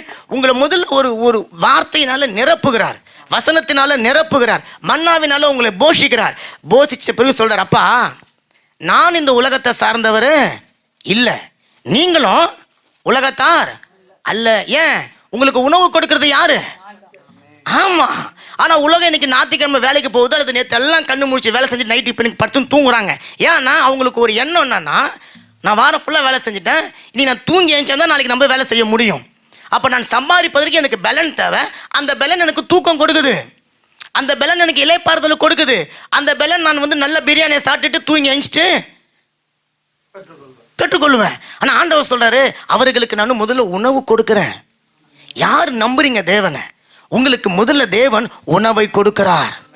அந்த உணவு உலகம் கொடுக்கிற உணவு கிடையாது, அது பரலோகத்திலிருந்து தேவனால உங்களுக்கும் எனக்கும் விசேஷமாய் கொடுக்கப்படுகிற மன்னா. அதைத்தான் இப்போது தேவன் கொடுத்து கொண்டு இருக்கிறார். அதை கொடுத்துட்டு சொல்றாரு, நான் உலகத்தான் அல்ல, நீங்களும் உலகத்தானா இருக்காதீங்க அப்படின்னு தேவன் சொல்றாரு. அதனால தான் ஜனங்கள் உங்களை என்னையும் என்ன பண்றாங்க? பகைக்கிறாங்க. ஆமேன். பகைக்கிறாங்களா? ஆமா. அப்ப ஆண்டவர் தெளிவா சொல்லிட்டாரு, நம்ம உலகத்தான் அல்ல. அப்ப பாருங்க, அந்த பனை மரம் உலகத்தோடு கூட அது ஒத்து போவது கிடையாது. உலக காரியங்களோடு கூட ஒத்து போவது கிடையாது. உலகத்தோடு கூட அது தன்னை பற்றி பிடித்து வாழ்வதற்கு விரும்பாத ஒரு மரம். அந்த மரம் பூமியினுடைய மேற்பரப்பில் அது பூமியை லேசாகத்தான் பற்றி கொண்டு இருக்கிறது. காரணம், அதற்கு பூமியில் உயிர் வாழ்வதற்கு இடம் தேவை. உங்களுக்கு எனக்கும் பூமியில் உயிர் வாழ்வதற்கு இடம் தேவை. ஆனால் உயிர் வாழ்வதற்கு பூமி மாத்திரமே நமக்கு தேவை என்று சொல்லி வேதம் சொல்ல. காரணம், நாம் இந்த உலகத்துக்கு சொந்தமானவர்கள் கிடையாது. நம்முடைய வாழ்க்கை பரலோகத்துக்கு சொந்தமானது. அல்லேலூயா, கரங்களை தட்டி. ஆனால் தான் அப்போஸ்தலர் பவுல் சொல்றாரு பாருங்க, எடுத்து வாசிங்களா. ரோமர் 12:2, ரோமர் 12:2. கவனிங்க வசந்த கவனிங்க. நீங்கள் இந்த பிரம்மஜத்திற்கு ஒத்த வசம் தெரியாமல் தேவனுடைய நன்மையும் பிரியமும் பரிபூர்ணமான சித்தம் என்னதென்று பகுத்தறியத்தக்கதாக உங்கள் மன புதிதாக்குறதுனாலே மறுவாகுங்கள். பாருங்க, வசனம் சொல்லுது, நீங்கள் உலகத்துக்கு ஒத்த வேஷத்தை தரித்து கொள்ளாதீங்க. இன்னைக்கு ரட்சிக்கப்பட்டவர்களும் கூடுமான வரையில வஞ்சிக்கப்படும்படிக்காக பிசாசானவர் என்ன பண்றான், உலகத்துக்குரிய காரியங்களை கொண்டு வந்து கொடுத்து என்ன பண்ணிடுறான், டெக்னாலஜி என்னதுங்க, டெக்னாலஜியில் கொண்டு வந்து நிறுத்தி வச்சு என்ன பண்ணுறான், சரி நான் சபைக்கு வர முடியல, நான் வந்து ஜூமில் அல்லது நான் வந்து யூடியூப்பில் செய்தியை பார்த்துக்கிறேன் என்று சொல்லி பார்த்து கொள்கிற ஜனங்களாக மாற்றி விட்டான். இப்போ ஞாயிற்றுக்கிழமையும் அவர்களுக்கு வேலை நாளாக போயிடுச்சு. இந்த வீட்டு பக்கத்தில் இருக்கிறவங்களாம் பாருங்கள், சனிக்கிழமை ஆகிட்டாக்கா புல் வெட்டிக்கின்னு என்ன பண்ணுவாங்க, மரத்தை வெட்டிக்கின்னு ஜரதெல்லாம் சுத்தம் பண்ணி தரையெல்லாம் சுத்தம் பண்ணி அழகாக்கிடுவாங்க. சரி ஞாயிற்றுக்கிழமையாவது உங்கள் கோயிலுக்கு போகணும்னு பார்த்தாக்கா ஞாயிற்றுக்கிழமை காலையிலே ஆரம்பிச்சிருவாங்க. கறி எடுத்து சுட்டு, ஆமாம் பாட்டில் எடுத்து உடச்சி, கணவன் மனைவி யார் கணவன் யார் பொண்டாட்டி யார் பிள்ளைங்கன்னு தெரியாது, எல்லாம் ஒன்றா உட்காந்துக்கின்னு குடிச்சிட்டு கும்மாளம் போட்டுட்டு சாயங்காலம் 5 மணி 6 மணி ஆனால் கப்பிச்சு போய், ஏன்னா மறுநாள் காலையில் அவங்க வேலைக்கு போகணும். ஆனால் தேவன் சொல்கிறாரு, உங்களை அப்படி வாழ்வதற்காக நான் இந்த பூமியில் கொண்டு வந்து வைக்கல. நீங்கள் விசேஷமானவர்கள். ஆமேன். நீங்கள் எனக்கு சொந்தமானவர்கள். இந்த பிரபஞ்சத்துக்கு வேஷத்தை நீங்கள் தரித்து கொள்ளாதீங்க. காரணம், உங்களை ஒரு உன்னதமான நோக்கத்துக்காக நான் உருவாக்கி வைத்து உங்களால் என்னுடைய நாமத்தை நான் மகிமைப்படுத்தும்படிக்காக நான் விரும்புகிறேன். ஆமேன். நான் கோடான கோடி வானதூதர்கள் இதற்காக நம்பாம அவர்களிலும் சற்று சிறியவர்களாக இருக்கிற உங்களை நான் நம்பி கனத்திலும் மகிமையிலும் மேன்மையிலும் அவர்களிலும் உங்களை நான் பெரியவர்களாக மாற்றி வைத்திருக்கிறேன். கரங்களை தட்டுங்களேன். அல்லேலூயா, அல்லேலூயா. பாருங்க, அவர் வந்து தேவ தூதர்களை உதவிக்காக கூப்பிடலைங்க. யாரோ அவருக்கு உதவி செய்து தான் அவர் வந்து ஏதோ ஒரு காரியத்தை செய்யணுன்ற எண்ணம் அவருக்கு கிடையாது. ஆனால் உங்களையும் எங்கேயும் அவர் நம்புறார். ஏன் தெரியுங்களா, பரலோகத்தில் இன்னும் பெரிய இடம் காலியாக இருக்குது. ஆமே, அதற்காக ஆயத்தப்படுத்த நம்மை அவர் தெரிந்து கொண்டு இருக்கிறார். அல்லேலூயா. அப்போ அந்த ஜல்லிவேர் பூமியினுடைய மேற்பரப்பில் கிடக்கிற காரியங்களை வைத்து அந்த மரத்தை மறுரூபப்படுத்தி கொண்டு இருக்கிறது. அந்த மரத்தை வளர செய்து கொண்டிருக்கிறது. அந்த மரம் செழுமையாக இருக்க செய்து கொண்டிருக்கிறது. அந்த மரம் நிலைத்து நிற்க செய்து கொண்டிருக்கிறது. அதே போல தான் நீதிமானும். அல்லேலூயா. எந்த ஒரு சூழ்நிலையாலும் அசைக்கப்பட்டு போகாம நிலைத்து நிற்கணும். அல்லேலூயா. அதனால தான் யோவான் 3:2 அந்த வசனம் சொல்லுது, பிரியமானவனே பிரியமானவளே உன்னுடைய ஆத்துமா, ஆமா உன்னுடைய ஆத்துமா வாழ்வதை போல நீ எல்லாவற்றிலும் வாழ்ந்து. ஆனா அந்த வசனம், அந்த வாழ்ந்துன்ற வார்த்தை என்னன்னா, பிரியமானவனே பிரியமானவளே ஒரிஜினல் மொழிபெயர்ப்புல உன் ஆத்துமா செழித்திருக்கிறதை போல நீ எல்லாவற்றிலும் வாழ்ந்து செழித்திரு. அதான் வசனம். ஆமேன். அப்ப செழிப்பு, ஆமா ப்ராஸ்பரிட்டி செழிப்பு, அதுல பொருளாதாரமும் இருக்குது, எல்லா ஆசீர்வாதமும் அதுல இருக்குது. பாருங்க 3:2 யோவான் 3:2 அந்த வசனம் சொல்லுது, உன் ஆத்துமா எல்லாவற்றிலும் வாழ்ந்து செழித்திருக்கிறதை போல. ஆமேன். அப்ப இந்த செழிப்பு. அல்லேலூயா. அப்ப இந்த பனைமரத்தினுடைய ஆத்துமா எதுங்க? இந்த பனைமரத்துக்கு எதுங்க ஆத்துமா? கண்டுபிடிங்க டக்குன்னு. வேறு தான் ஆத்துமா. ஆமா, அதுதான் இப்ப ஜீவனை கொண்டு வருது. ஆமேன். அப்ப அந்த ஆத்துமா அந்த வேறு தான். அந்த ஆத்துமா மண்ணோடு ஒட்டி நில்ல, பூமியோடு ஒட்டி நில்ல, அது தேவனோடு கூட ஒட்டி இருக்கும்படிக்காக உலகத்தின் மேற்பரப்பில் இருக்கிறது. ஆனாலும் அது கீழே விழுந்து போகாதபடிக்கு தன்னை காத்துக் கொள்கிறது. நீதிமொழிகள் 10:30 வசனம். Le juste ne chancellera jamais. ஆமா, நீதிமான் என்றும் அசைக்கப்படுவது இல்லை. கரங்களை தட்டுங்களேன். நாம் அசைக்கப்படுவது கிடையாது. ஆமேன்னு சொல்லுங்க. நம்ம அசைக்கப்படுவது இல்லை தானே? யாராவது அசைக்கப்பட்டு போயிடுவோமா? போக மாட்டோம். காரணம், நம்முடைய ஆத்துமா தேவனை சார்ந்து கொண்டு இருக்கிறது. இப்போ நான் சொல்ற மாதிரி தான் அந்த நீதிமானை எடுத்துட்டு யார் பேரை போட்டு படிக்கணும்? ஆமா, இப்போ நீங்க பாருங்க, ஒரு பிரச்சனையை பார்த்து, ஒரு ஒரு ஒரு கஷ்டத்தை பார்த்து, ஒரு ஒரு ஒரு தேவையில்லாத ஒரு காரியங்களை பார்த்து அசைக்கப்படக்கூடாது. ஆமேன். பாருங்க, அடிக்கடி எனக்கு தெரிஞ்ச ஒரு ஊழியக்காரர் சொல்லுவாரு, நல்லா கவனிங்களேன். நம்மளுடைய வாழ்க்கை வந்து அப்படியே எந்த விதமான ஒரு டிஸ்டர்பன்ஸும் இல்லாமல் போயினுக்குதுன்னு வச்சுக்கோங்களேன். என்ன பாருங்கள் எல்லாரும், என்ன பாருங்கள், நம்மளுடைய வாழ்க்கை எந்த டிஸ்டர்பன்ஸும் இல்லாமல் அப்படியே போயினுக்குதுன்னு வச்சுக்கோங்களேன். நீங்கள் தவறான பாதையில் போகிறீங்க. உங்களுக்கு தெரியுங்களா? அப்படி அதான் சொல்ல பாருங்க, 3 காரியம் தான். தூங்குறது, ட்ரெயின் எடுக்கிறது, வேலைக்கு போகிறது. இது அவங்க தவறான பாதையில் போகிறாங்க. எப்போ நீங்கள் போகும்போது உங்களை டிஸ்டர்ப் பண்ணுற காரியங்கள் வருது. பாவத்தை பற்றி பேசலை, நீங்கள் நடக்கிற காரியத்தை குறித்து ஒருத்தவங்க தவறு சொல்கிறாங்க, நீங்கள் நடக்கிற பாதை குறித்து உங்களை தவறு சொல்கிறாங்க, இடையில ஒரு தடை வருது, இடையில ஒரு பலவீனம் வருது, ஒரு சோர்வு வருது, அல்லது 4 பேர் உங்களை தவறாக பேசுகிறாங்க, உங்களுடைய வாழ்க்கையை குறித்து தவறாக, நீங்கள் நீதிமானாக இருந்தால் மட்டும்தான் அந்த கதைலாம். அப்படி இருக்கிறீங்கன்னு சொன்னால் உங்கள் வாழ்க்கை மற்றவர்களுக்கு பிரயோஜனம் உள்ளதாக இருக்க போகிறது. ஆமேன். அப்போ நீங்கள் ஆற்றுல ஒரு தண்ணி வருது வச்சுக்கோங்க, அந்த ஆறு நேர்கோடம் அப்படியே போச்சுன்னா எங்கே போய் சேர்ந்துடும்? அவ்வளோதான், எந்த பிரயோஜனமும் கிடையாது. அப்போ அந்த ஆறு போவோம், டக்குன்னு அங்கே ஒரு பாறை நிற்கும், அப்போ அந்த பாறையை ஒட்டின்னு போகணும். போனால் பக்கத்து நிலங்களுக்கு போவோம், அங்கே போனால் அங்கே ஒரு பெரிய ஏதோ ஒன்று இருக்கும், அதை மறுபடியும் திருப்பின்னு போகணும், அப்படி கொஞ்சம் தேங்கி மறுபடியும் ஓடும். அப்படி ஓடி ஓடி ஓடி ஒரு உதாரணத்துக்கு 1 கிலோமீட்டரில் போய் கடலில் விழ வேண்டியது ஒரு 100 கிலோமீட்டர் தாண்டி போய் கடலில் விழும். இப்போ இந்த 99 கிலோமீட்டர் அது யாருக்கு பிரயோஜனமாக இருக்குது? ஆமாம். இப்போ எந்த தடையும் இல்லைன்னு சொன்னால் இந்த ஆறு நேரம் இங்கே உருவாகும், நேராக போய் கடலில் சேர்ந்துடும். அதனால யாருக்கும் எந்த விதமான ஒரு பிரயோஜனமும் இல்லை. அப்போ உங்களுடைய வாழ்க்கையில் ஒரு போராட்டம், நீங்கள் நீதிமானாக இருக்கும் பொழுது, நீங்கள் தேவனை நம்பிக்கொண்டு இருக்கும்போது, நீங்கள் கர்த்தரை மாத்திரம் பற்றி கொண்டு இருக்கும்போது, உங்களுடைய வாழ்க்கையில் ஒரு போராட்டம், ஒரு பாடு, ஒரு வேதனை, உங்கள் அண்ணன், தம்பி, மாமா, மச்சான் யாரோ உங்களை தப்பாக புரிந்து கொண்டு உங்களை பேசி உங்களுடைய இருதயத்தை காயப்படுத்தி, உறவினர்களை காயப்படுத்தி, சொந்தக்காரங்க காயப்படுத்தி, உங்களுடைய வாழ்க்கையில் அவங்க பெரிய பிரச்சனையாக மாறுறாங்கன்னு சொன்னால் நீங்கள் தெரிஞ்சுக்கொள்ளுங்க, நீங்கள் சரியான பாதையில் நடந்து கொண்டு இருக்கிறீங்க. அல்லேலூயா.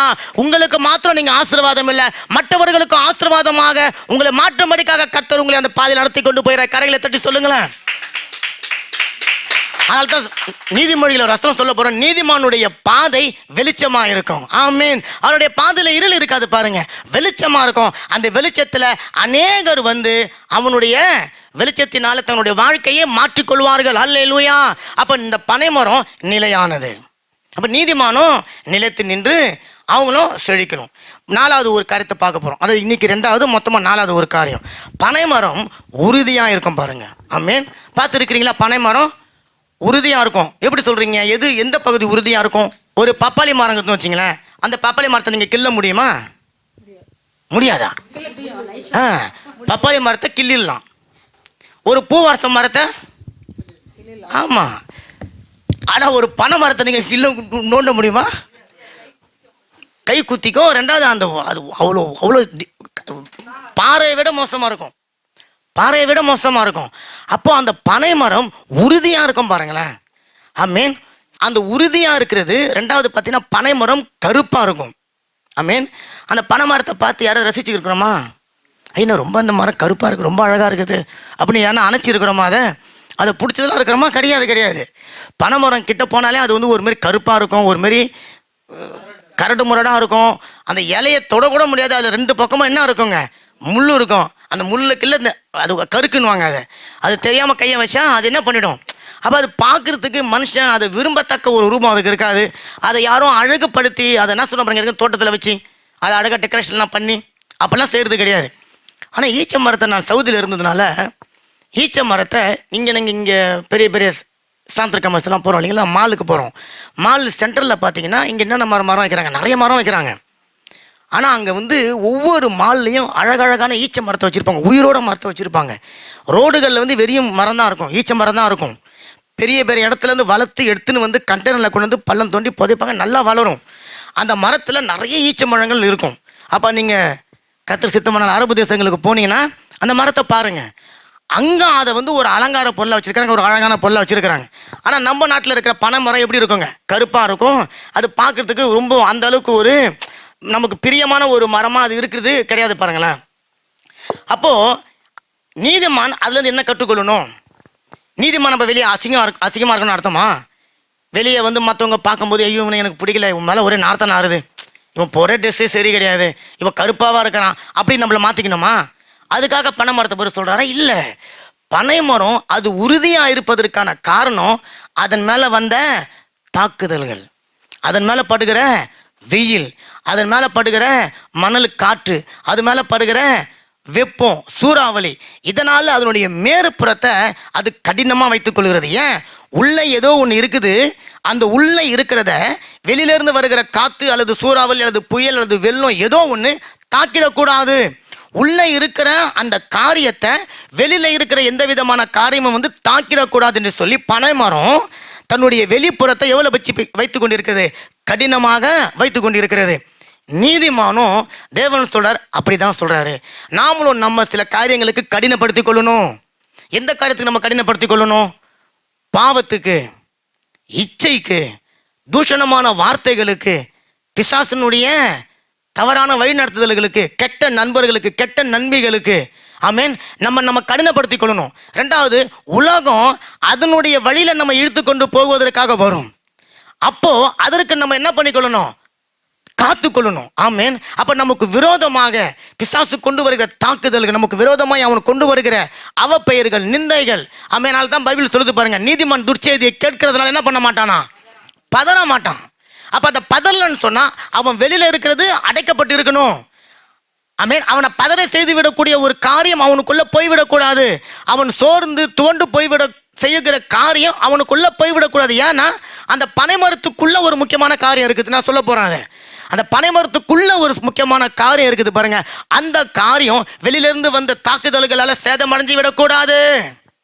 அதுதான் அந்த பனைமரத்தினுடைய அந்த சோர்ஸ், பரமணத்தினுடைய தன்மையை அதுதான் விளங்கப்படுத்துகிறது.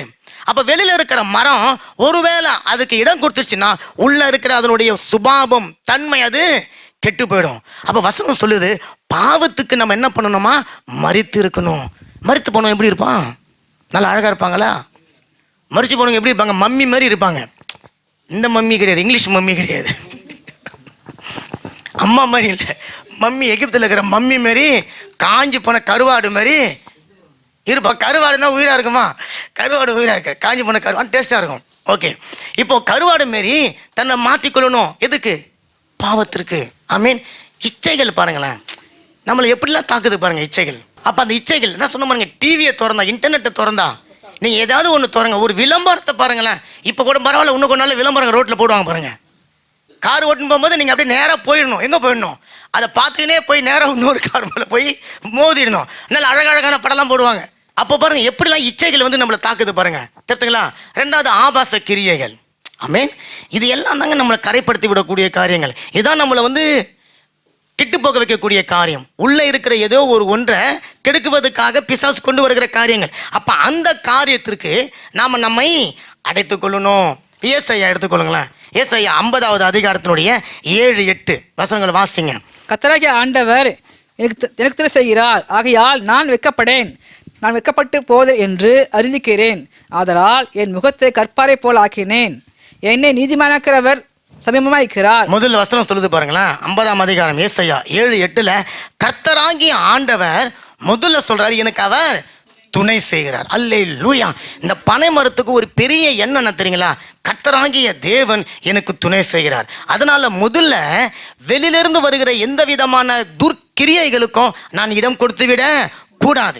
இச்சைகளுக்கு நான் இடம் கொடுத்து விட கூடாது. ஆபாசமான காரியங்களுக்கு நான் இடம் கொடுத்து விட கூடாது. மதுபானத்தினால என்னது, நம்ம பிரசங்க சொல்றது போல, மதுபானத்தினால தன்னை அவர் என்ன பண்ணாராம்? மதுபானத்தினால அவர் நிறைஞ்சிருந்ததை சொல்லுவார். அப்படி தன்னை வந்து இந்த மனுஷன், அந்த இந்த நீதிமான் மாறிவிடக்கூடாது. புரிதுங்களா? அப்ப இங்க சொல்றாரு, கர்த்தர் எனக்கு துணை செய்கிறார். ரெண்டாவது, அதனாலங்க நான் வெட்கப்பட்டு போக மாட்டேன். பிசாசு உங்களுடைய இருதயத்தில் ஒரு இச்சையை கொண்டு வருவது எதுக்குங்க? ஒரு ஆபாசத்தை கொண்டு வருவதுக்கு எதற்கு? ஒரு தவறான காரியத்தை கொண்டு வருவது எதற்காக? நீங்க வாழ்ந்து செழித்திருக்கணும்னு சொல்லிட்டா இல்ல. ஒரு தகப்பன் பாருங்க, பிள்ளைகளுக்கு முன்னாடி ஒரு தவறு செஞ்சுட்டா தகப்பன் அந்த பிள்ளைகளுக்கு முன்னாடி நிற்க முடியுமா? முடியாது. ஒரு பிள்ளை பாருங்க, ரொம்ப நேசிக்கிற ஒரு பிள்ளை தவறான ஒரு கார் செஞ்சு விட்டாங்க. அப்ப அப்பா முன்னாடி, அம்மா முன்னாடி வந்து தைரியமா நிற்க முடியுமா? எப்படி வெட்கப்பட்டு கூனி குறுகி போகுது பாருங்க. அதுதான் பிசாசினுடைய நோக்கம். அப்ப பனைமரம் சொல்லுது, அப்படிப்பட்ட சூழ்நிலைகள் வரும்போது நீ உன்னை அடைச்சிக்கொள்ளு, உன்னை கடினப்படுத்திக் கொள்ளு. அவர்களுக்கு உன்னை நீ வந்து விட்டு கொடுக்க இடம் கொடுத்துடாத. அவர்களை உன்னை ஆளுகை செய்த நீ வந்து இடம் கொடுத்துடாத.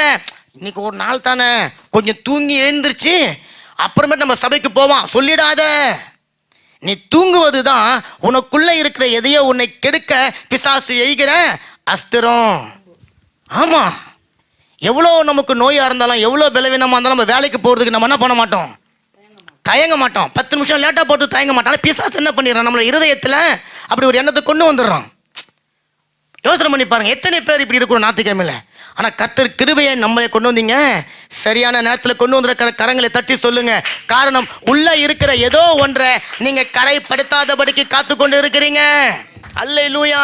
அப்ப வெயில் வரும் தான், காத்து அடிக்கும் தான், புயல் வீசும் தான், மணல்கள் வந்து உங்களுடைய மேல அழுக்காக்கி கொண்டு தான் இருக்கும். ஆனாலும் அவைகளுக்கு உங்களை நீங்க கடினப்படுத்தி கொள்ளுங்க. காரணம், உள்ள இருக்கிற ஏதோ ஒன்று கெட்டு போகாதபடிக்கு காத்துக்கொள்ள. அல்லேலூயா. அப்ப தன்னை கரைப்படாதபடிக்கு காத்துக்கொள்ளணும். அல்லேலூயா. வேதம் சொல்லுகிறது, துர்மன சாட்சி நீங்கும்படிக்காக அடிக்கப்பட்ட ஆட்டுக்குட்டியின் ரத்தத்தினால என்ன பண்ணுமா, நம்மளை அடிக்கடி சுத்திகரித்துக் கொள்ளணும். தவறு செய்து ஒரு பாவம் செய்துறோம், பயப்படாதீங்க, சோர்ந்து போயிடாதீங்க, உடனே ஒரு கில்ட்டினஸ்க்கு போயிடாதீங்க. நான் சொல்றதுதான், எப்போதும் நீங்க பாவம் செய்வதற்கு நான் லைசன்ஸ் கொடுக்கல. பாவம் செய்துட்ட பிறகு பிசாசுக்கு லைசன்ஸ் கொடுக்க கூடாது. காரணம், நீங்க செஞ்ச பாவத்தினால தேவன் உங்களை தண்டிக்க மாட்டார். நான் சொல்ற பாயிண்ட் உங்களுக்கு புரியுதுங்களா? நீங்க செய்யற ஒரு பாவத்தினால உங்களையும் என்னையும் தண்டிக்கணும்னு சொன்னா, நான் ஏற்கனவே சொன்னது மட்டும் ஒருத்தவங்களும் உயிரா இருக்க முடியாது. நீங்க செஞ்ச பாவத்தினால தேவன் உங்களை தண்டிக்க மாட்டார்.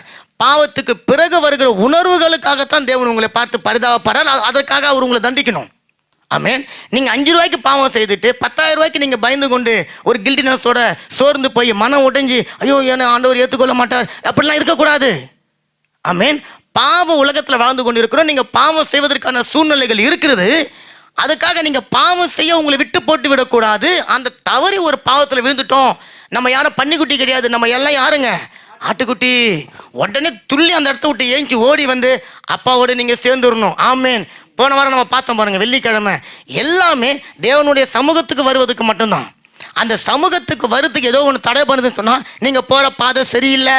இப்போ அந்த பனை மரம் அதுக்கு தான் தன்னை கரைப்படுத்தாதபடிக்கு காத்துக்கொள்ளுது. புரிதுங்களா?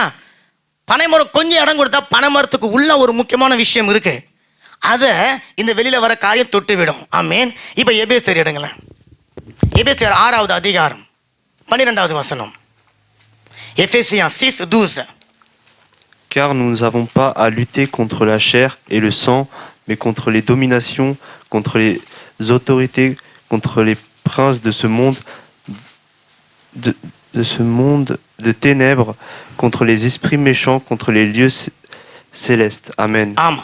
எபேசியர் 6:12 சொல்லுது, மாம்சத்தோடும் இரத்தத்தோடும் அல்ல, துரைத்தனங்களோடும் அதிகாரங்களோடும் இப்பிரபஞ்சத்தின் அந்தகார லோகாதிபதிகளோடும் வான மண்டலங்களில் உள்ள பொல்லாத ஆவிகளின் சேனைகளோடும் நமக்கு போராட்டம் உண்டு. ஏன்னா இவைகள் உங்களுக்கு உள்ள இருக்கிற ஏதோ ஒன்று அழித்து போட போகுது. அப்ப அதை நீங்க எதிர்த்து நிக்கணும்னு சொன்னா உங்களை நீங்க கடினப்படுத்திக் கொள்ளணும். ஆமேன். அதை கடினப்படுத்துவதற்கு தேவையான அந்த அஸ்திரங்களை தான் தேவன் பின்னாடி உங்களுக்கு சொல்லியிருக்கிற அந்த எபேசியர் நீங்க படிச்சு பார்க்கும்போது. இப்போ நம்ம அதுக்குள்ள போகல. ஆனா இந்த மாம்சத்தினுடைய கிரியைகள், உலகத்தினுடைய அந்தகார லோகாதிபதியினுடைய ஆவிகள், இந்த பிரபஞ்சத்தினுடைய இச்சைகள், இவைகள் நம்மை தாக்கி விடக்கூடாது. நீதிமானை தாக்கி விடக்கூடாது. நீதிமானுக்குள்ள தேவன் ஒரு விசேஷ காரியத்தை வைத்திருக்கிறார். அதை அவன் இழந்து போய்விடக்கூடாது. அதுக்கு அவனுடைய வெளிப்புறம் கடினப்பட்டு தான் இருக்கணும். அவனை பார்க்கும்போது, இந்த மனுஷனுக்குள்ள போய் நம்ம இந்த தேவையில்லாத கருத்தை பேசிவிட முடியாது. இவன் கூட போய் கண்ட கருத்தை பேசிக்கொண்டு இருக்க முடியாது. உலக பிரகாரமான டிவி சீரியலை பத்தி, சினிமாவை பத்தி, அரசியலை பத்தி இவங்கிட்ட பேசிவிடக் கூடாது. ஏன்னா இவன் அதற்கு தன்னை அழைத்து கொண்டு இருக்கிறான். வேலை ஸ்தலத்தில் வேலை செய்யறோம், கண்டவங்க கண்ட கதையை பேசுவாங்க. அப்படிப்பட்ட காரியங்களுக்கு நீங்க உங்களை அடைச்சிக்கொள்ளணும். எனக்கு கொப்பா அங்கே கூப்பிடுறான், குப்பின்னு அங்கே கூப்பிடுறாங்க, நாங்கள் அந்த இடத்துக்கு போகணும், நீங்கள் இந்த இடத்துக்கு போனோம், ஏன் மற்றவங்க அப்படி இருக்கிறாங்க, நாங்கள் அப்படி இருக்கக்கூடாதா? இருக்கக்கூடாதுன்றதுக்காக தானே தேவன் உங்களுக்கு கொண்டு சபையில் வச்சுக்கிறாரு. இருக்கணும்னு சொன்னால் அவருக்கு வேலை வெட்டி கிடையாதுங்களா? இப்போ நான் இன்னைக்கு ஞாயிற்றுக்கிழமை ஜாலியாக சந்தோஷமாக மனைவி பிள்ளைங்க கூட ஜாலியாக கூத்தடிச்சிருங்கன்னு சொன்னாக்கா ஆண்டவருக்கு வேறு வேலை வெட்டி கிடையாது. என்ன எதுக்கு கூட்டின்னு வரணும்? நம்ம பாடணும்ல, என்னிடத்துல நன்மை எதுவும் இல்லை, ஆனாலும் நீங்கள் என்ன பண்ணீங்க, தேர்ந்தெடுத்தீங்க, ஊழியம் செய்யறதுக்கு தகுதி. அப்போ ஆண்டவருக்கு ஊழியம் செய்யறதுக்கு ஆள் இல்லாமலே நம்ம கூட்டு வந்துக்கிறாரு. இல்லை, நாம் அதற்காக நம்ம உருவாக்கப்படலை, படைக்கப்படலை. அவருடைய நோக்கம் வேற என்பதை நமக்கு புரிய வைக்கிறதுக்காக தேவன் நம்மளை சந்தித்து தெரிந்தெடுத்து கொண்டு வந்து நிற்க வச்சிருக்கிறாரு. இப்போ நான் உலகத்தின் சத்தங்களுக்கு நான் என்ன பண்ணக்கூடாது, இடம் கொடுத்து விடக்கூடாது. நான் என்ன அடைத்துக் கொள்ளணும். பாருங்க, அதை தான் அங்கே சொல்லுது. யோசேப்பு அப்படித்தான் செஞ்சான். யோசேப்பு வெளியில இருந்து அவனுக்கு தாக்குதல் வந்ததுங்க. அவனை உயர்த்தக்கூடிய காரியங்கள் வந்தது, அவனுக்கு இச்சையை கொடுக்கக்கூடிய காரியங்கள் வந்தது, அவனுடைய வாலிபத்தின் ஆசைகளை நிறைவேற்றிக் கொள்ளக்கூடிய காரியங்கள் வந்தது தாங்க. ஆனா அவனுக்கு தெரியும், இல்ல இந்த காரியம் உள்ள இருக்கிற ஏதோ ஒன்றை கெடுக்கும்படிக்காக பிசாசு கொண்டு வருகிறான் என்று சொல்லி அவன் சொல்றான், என் தேவனுக்கு நான் துரோகம் செய்வது எப்படி? ஓடுனா பாருங்க, அதுதான் தன்னை அடைத்துக் கொள்வது. அந்த பொண்ணு சொல்லியிருப்பா, அட என்னடா அவன் பழக்க தெரியாத ஒரு மனுஷனா இருக்கிறான், எவ்வளோ ஒரு கோல்டன் சான்ஸை விட்டுட்டானே. ஒருவேளை இன்னைக்கு ஒரு நாள் அவன் என் கூட இருந்திருந்தானாக்கா இந்த பேலஸுக்கு அவன் ராஜாவா மாறி இருப்பான். அல்லேலூயா. ஆனா அதே யோசேப்பு அந்த பொண்ணை பார்க்கும்போது நினச்சிருப்பான், நீ அன்னைக்கு உங்க வீட்டுக்கு ராஜாவா என்னை ஆக்கிறதுக்கு முயற்சி பண்ண, ஆனா இன்னைக்கு எகிப்துக்கே என்ன தேவன் ராஜாவாக மாற்றும்படிக்கு என்னை அன்னைக்கு காப்பாத்தி இருக்கிறார். உன்னுடைய கண்ணுக்கு மாத்திரமல்ல, உன்னுடைய இச்சைக்கும் நான் என்னை கடினப்படுத்தி கொண்டபடினால இன்றைக்கு அநேகருக்கு நான் ஆசீர்வாதமாக இருக்கும்படிக்கு தேவன் உருவாக்கி இருக்கிறார். உங்களையும் என்னையும் அவர் அப்படித்தான் உருவாக்க போகிறார். அதனால தான் வசனம் சொல்லுது, எபேசியர் 12:4 சொல்லுது, பாவத்துக்கு விரோதமாக போராடுகிறதுல ரத்தம் சிந்தப்படத்தக்கதாக நீங்கள் இன்னும் எதிர்த்து நிற்கவில்லையே. பாருங்க, அவர் ஒரு தாகத்தோடு பேசுறாரு பாருங்க. பாவத்துக்கு விரோதமா நம்ம போராடுகிறதுல ரத்தம் சிந்தினா கூட தப்பு இல்லைங்க அப்படின்னு நீங்க பவுல் சொல்றாரு. ஆனா நீங்களும் நானும் நிறைய நேரங்களில் தவறி விழுந்து பாவத்துல விழுந்துடுறோம். நம்ம கடினப்படுத்திக் கொள்ள முடியாதபடிக்கு உள்ளே இருக்கிற ஏதோ ஒன்று நம்ம கெடுத்துக் கொள்ளும்படிக்காக நம்ம விழுந்துடுறோம் இல்லைங்களா? அப்போ பவுல் சொல்றாரு, போராடணும். ஆமென். போராடணும்னு சொன்னா நீங்க மென்மையா இருக்க முடியாது, கடினமானவர்களாக நீங்க இருக்கணும். ஆமென். அப்போ இன்னைக்கு காரியங்களை பார்த்தோம், நிலைத்து நிற்கும், ரெண்டாவது உறுதியா இருக்கும், மூணாவது ஒரு காரியம் பார்க்குறோம், பனை மரத்துக்கு கிளைகள் கிடையாது. ஆமென். சில நகை கடைகளில் சொல்லுவாங்க, எங்களுக்கு வேற எங்கும் கிளைகள் இல்லை. பனைமரம் சொல்லும், எனக்கு வேற எந்த கிளையும் இல்லை. அப்போ நீதிமானுக்கும் வேற கிளைகள்லாம் முளைக்கக்கூடாது. ஆமென். வேற கிளைகள்லாம் வளரக்கூடாது. புரியுதுங்களா? அப்போ இங்கே பாருங்க, பனை மரத்துக்கு கிளைகள் கிடையாதுன்னு சொன்ன என்ன அர்த்தம்னு சொன்னால், பனை மரம் வேற விருப்பத்துக்கு தன்னை விட்டு விடக்கூடாது. தேவனை பார்த்து வளரும்படிக்காக தான் உருவம் வச்சிருக்கிறேன். இப்போ பனை மரத்துலேருந்து ஒரு கிளை போகுதுன்னா அந்த கிளை பக்கவாட்டில் போகும். பக்கவாட்டில் போகும்போது மற்றவங்களை என்ன பண்ணும், அதை டிஸ்டர்ப் பண்ணும், மற்றவங்களுடைய வளர்ச்சியை தடை பண்ணும், மற்றவங்களுடைய செழிப்பை தடை பண்ணும், மற்றவர்களுக்கு பிரயோஜனமாக வேண்டிய இடத்தை இது சொந்தமாக்கி கொள்ளும். அதனால பனை மரத்துக்கு கிளைகள் கிடையாது. நீதிமானும் அப்படிதான். நீதிமான் பகிர்ந்து கொடுக்கிறவனாக, ஆமேன், எல்லாரும் வாழணும் என்று சொல்லி விரும்புகிறவனாக நீதிமான் இருக்கணும். அப்ப தனக்கென்று சொந்தமான வெறுப்புகள், ஆசை, அந்த மாதிரியான காரியங்கள் இருக்கக்கூடாது. நான் செய்யற எந்த ஒரு காரியமா இருந்தாலும் தேவனுக்கு விருப்பமா இருக்குதா, தேவன் அந்த காரியத்தை குறித்து என்ன சொல்லி வச்சிருக்கிறார். அதுதான் பவுல் சொல்றார், எல்லாவற்றையும் அனுபவிக்க எனக்கு ஆமா, ஆனாலும் அடிமைப்படலாம், எல்லாமே எனக்கு தகுதியா இல்ல. அப்போ உலகத்துல நீங்க எல்லாத்தையும் நீங்க அனுபவிக்கலாம், பக்கமா நீங்க போகலாம், பக்கவாட்டில் போகலாம். ஆனா அப்படி போகக்கூடாது. ஏன்? பனை மரத்துக்கு அப்படி பக்க கிளைகள் கிடையாது. எபிரேயர் 12ஆம் அதிகாரம் 1ஆம் வசனம் கொஞ்சம் வாசிங்க வேகமா. ஆகையால் போன்ற இத்தனை திரளான சாட்சிகள் நம்மை சூழ்ந்து கொண்டிருக்க, பாரமான யாவற்றையும் நம்மை சுற்றி நெருக்குகின்ற பாவத்தையும் தள்ளிவிட்டு விசுவாசத்தை துவக்குகிறவரும் முடிக்கிறவருமாயிருக்கிற இயேசுவை நோக்கி நமக்கு நியமித்திருக்கிற ஓட்டத்தில் பொறுமையோட ஓடக்கடவும். அந்த வசனம் முக்கியமானது. இயேசுவை நோக்கி, அல்லேலூயா. விசுவாசத்தை நமக்குள்ள துவங்க பண்ணுகிற, விசுவாசத்தை நமக்குள்ள வர்த்திக்க பண்ணுகிற இயேசுவை நோக்கி நமக்கு நியமித்திருக்கிற அந்த ஓட்டத்துல ஓடணும். ஓட்டப்பந்தயம் ஓடுறவன் 4, 8, 10 ட்ராக் இருக்கும். எல்லா ட்ராக்கில் அவன் ஓடுனா ஜெயிக்க முடியுமா? அவனுக்கு என்ன வைத்திருக்கிற ட்ராக்கில் அவன் ஓடணும். ஓடும் போது பக்கத்தில் இருக்கிறவன் வந்துட்டானா, இந்த பக்கம் இருக்கிறவன் வந்துட்டானா, பின்னாடி இருக்கிறவன் என்ன பண்ணா, முன்னாடி இருக்கிறவன் எங்கே போயினுக்கிறான் அவன் பார்த்தானா, கிளைகள் போச்சுன்னா இவன் போய் சேர வேண்டிய இடத்துக்கு போக மாட்டான். இவனுடைய நோக்கம் ஆரம்பிக்கிறான், போய் முடிக்கணும். அல்லேலூயா. உங்களுக்கு நியமித்திருக்கிற இந்த ட்ராக்கில் ஓடணும்னு சொன்னா உங்களுக்கு பக்கவாட்டு கிளைகள் இருக்கக்கூடாது, பக்க வழியா வருகிற ஆசைகள் வரக்கூடாது, உங்களை ஏமாற்றுகிற, உங்களுடைய அந்த என்ன சொல்லுது, ஓட்டத்தை தடை செய்கிற, சோர்ந்து போக பண்ணுகிற, துவண்டு போக பண்ணுகிற அந்த காரியங்களுக்கு நீங்க இடம் கொடுக்காம விசுவாசத்தை துவக்குகிறவரும் அதை முடிக்கிறவருமாகிய கர்த்தராகிய இயேசு கிறிஸ்துவை நோக்கி பார்த்து நீங்க உங்களுக்கு நியமித்து இருக்கிற அந்த ஓட்டத்துல பொறுமையா நீங்க ஓடணும். பாத்தீங்களா? பனை மரம் தனக்கு நியமித்திருக்கிற ஓட்டம் எதுங்க? அது இயேசு கிறிஸ்துவை நோக்கி பார்க்கணும், தேவனை நோக்கி பார்க்கணும், பரலோகத்தை நோக்கி பார்க்கணும், ஜனங்களுக்கு பிரயோஜனமா இருக்கணும். தன்னுடைய வாழ்க்கை இந்த மண்ணோடு ஒட்டி கொண்டு இருக்கக்கூடாது, அது விண்ணோடு ஒட்டி கொண்டு இருக்கணும் என்பதாங்க அந்த பனைமரம் நினைத்து தனக்கு நியமித்திருந்த அந்த ஓட்டத்தை அது ஓடி முடிக்கிறதை போல நீதிமானும் சைடில் ஒரு ஆசைகளை வைத்துக்கொண்டு, ஆமென், அப்பெல்லாம் செய்து விடக்கூடாது. அப்போ ரட்சிக்கப்பட்ட பிள்ளைகள், ஆமேன், ரட்சிக்கப்பட்ட பிள்ளைகள் தேவனுக்கு சம்பந்தமான காரியத்தில் உண்மையாக நம்ம இருக்கணும் என்று சொல்லி வசனம் இங்கே சொல்லுகிறது பாருங்க. அப்போது ஓட்டப்பந்தயம் ஓடிக்கொண்டு இருக்கிறோம். பவுல் சொல்லுவார், பந்தயத்தில் ஓடிக்கொண்டு இருக்கிறவன் எதை பார்த்து ஓடிக்கொண்டு இருக்கணும்? இலக்கை தான் பார்த்து ஓடணும். நமக்கு வைத்திருக்கிற இலக்கு நித்திய ஜீவன். அதை நீ ஓடி உனக்கென்று வைத்திருக்கிற ஜீவ கிரீடத்தை பெற்றுக்கொள்ளணும் பாருங்க. நீ நல்லா ஓடிட்டு நித்திய ஜீவனை பெற்றுக்கொள்ளாம போனா, ஜீவ கிரீடத்தை பெற்றுக்கொள்ளாம போனா, நீ நல்லா ஓடுறதுக்கான அர்த்தம் கிடையாது. ஆமேன். நீ நல்லா ஓடுறியோ நல்லா ஓடலையோ, உனக்கு நியமித்த அந்த ட்ராக்ல நீ ஓடிக்கொண்டு இருக்கும் போது நீ அதை பெற்றுக்கொள்வா என்று சொல்லி கர்த்தர் சொல்லுற. கரங்களை தட்டி கரங்களை தட்டி கரங்களை தட்டி அல்லேலூயா. அப்போ உலகத்தின் இச்சைகளுக்கு தங்களை ஈடுபடுத்தி கொள்ளாம பக்கவாட்டு வழியா போய் காரியங்களை அவங்க தன்னுடைய காரியங்களை செய்து கொள்ள துடிக்க மாட்டாங்க. இப்போ நான் சொன்ன பாருங்க, பனைமரத்தினுடைய வெளிப்புறம் எப்படி இருக்குங்க? பனைமரத்தை பொலந்து உள்ள பார்த்துருக்கிறீங்களா? எப்படி இருக்குங்க? சோறு தான் அது. ஆமாம், அதை சாப்பிட்டு இருக்கிறாங்க ஒரு சிலர், தெரியுங்களா? காயறதுக்கு முன்னாடி இல்லைம்மா, பனை மரத்தை தண்டு, பெரிய பனை மரத்தினுடைய சென்டரில் பார்த்தீங்கன்னா அப்படியே அந்த மேலே இருக்கிற கடினமான பகுதி போக உள்ளே போனீங்கன்னா சோறு தான் அப்படியே அது காயறதுக்கு முன்னாடி. ஆமாம், அவ்வளோ டேஸ்ட்டாக இருக்கும். ஆனால் அது என்ன தெரியுங்களா? அதுதான் பனை மரத்தினுடைய ரிசர்வ், அதனுடைய எசன்ஸு. அது உயிர் வாழ்வதற்கு தேவையான அந்த எசன்ஸ், அந்த தமிழில் நல்ல சத்துவத்தை அந்த ஜல்லி வேர்கள் மூலியமாக தண்ணீரை எடுத்து ரிசர்வ் பண்ணி வச்சுக்கணும். அதுதான் அதனுடைய ஜீவனே, அது உள்ளே இருக்கிற சோறு தான். இப்போ அது அழிஞ்சு போகணும்னு சொன்னால் முதல்ல ஜல்லி வேர்களுக்கு வர தண்ணி தடைப்பட்டுரும். தண்ணி தடைப்பட்டு போச்சுன்னா அது உள்ளே இருக்கிற சோறு கொஞ்ச நாள் கழிச்சு அப்படியே பூத்து போயிடும். பூத்து போனோன்னு தான் ஒரு குறிப்பிட்ட காலம் சொல்ல பாருங்க, அது முறிஞ்சு போகிறது விழுந்து போகிறதுலாம் அப்போ தான். ஆனால் இப்போ உயிராக இருக்கும்போது, மரம் உயிராக இருக்கும்போது வெளியில் கடினமாக இருக்கும், ஆனால் அதுக்குள்ளார ஜீவன் இருக்கும், சாஃப்டாக இருக்கும், நல்ல ஒரு சோறு போன்ற ஒரு அமைப்பில் அது இருக்கும் பாருங்க. அதுதான் ஆமேன். அப்போ இந்த பனை மரத்தினுடைய உட்பாகம் மிருதுவாக இருக்கும். அப்போ இது எதை குறிக்குது? நீதிமானம்.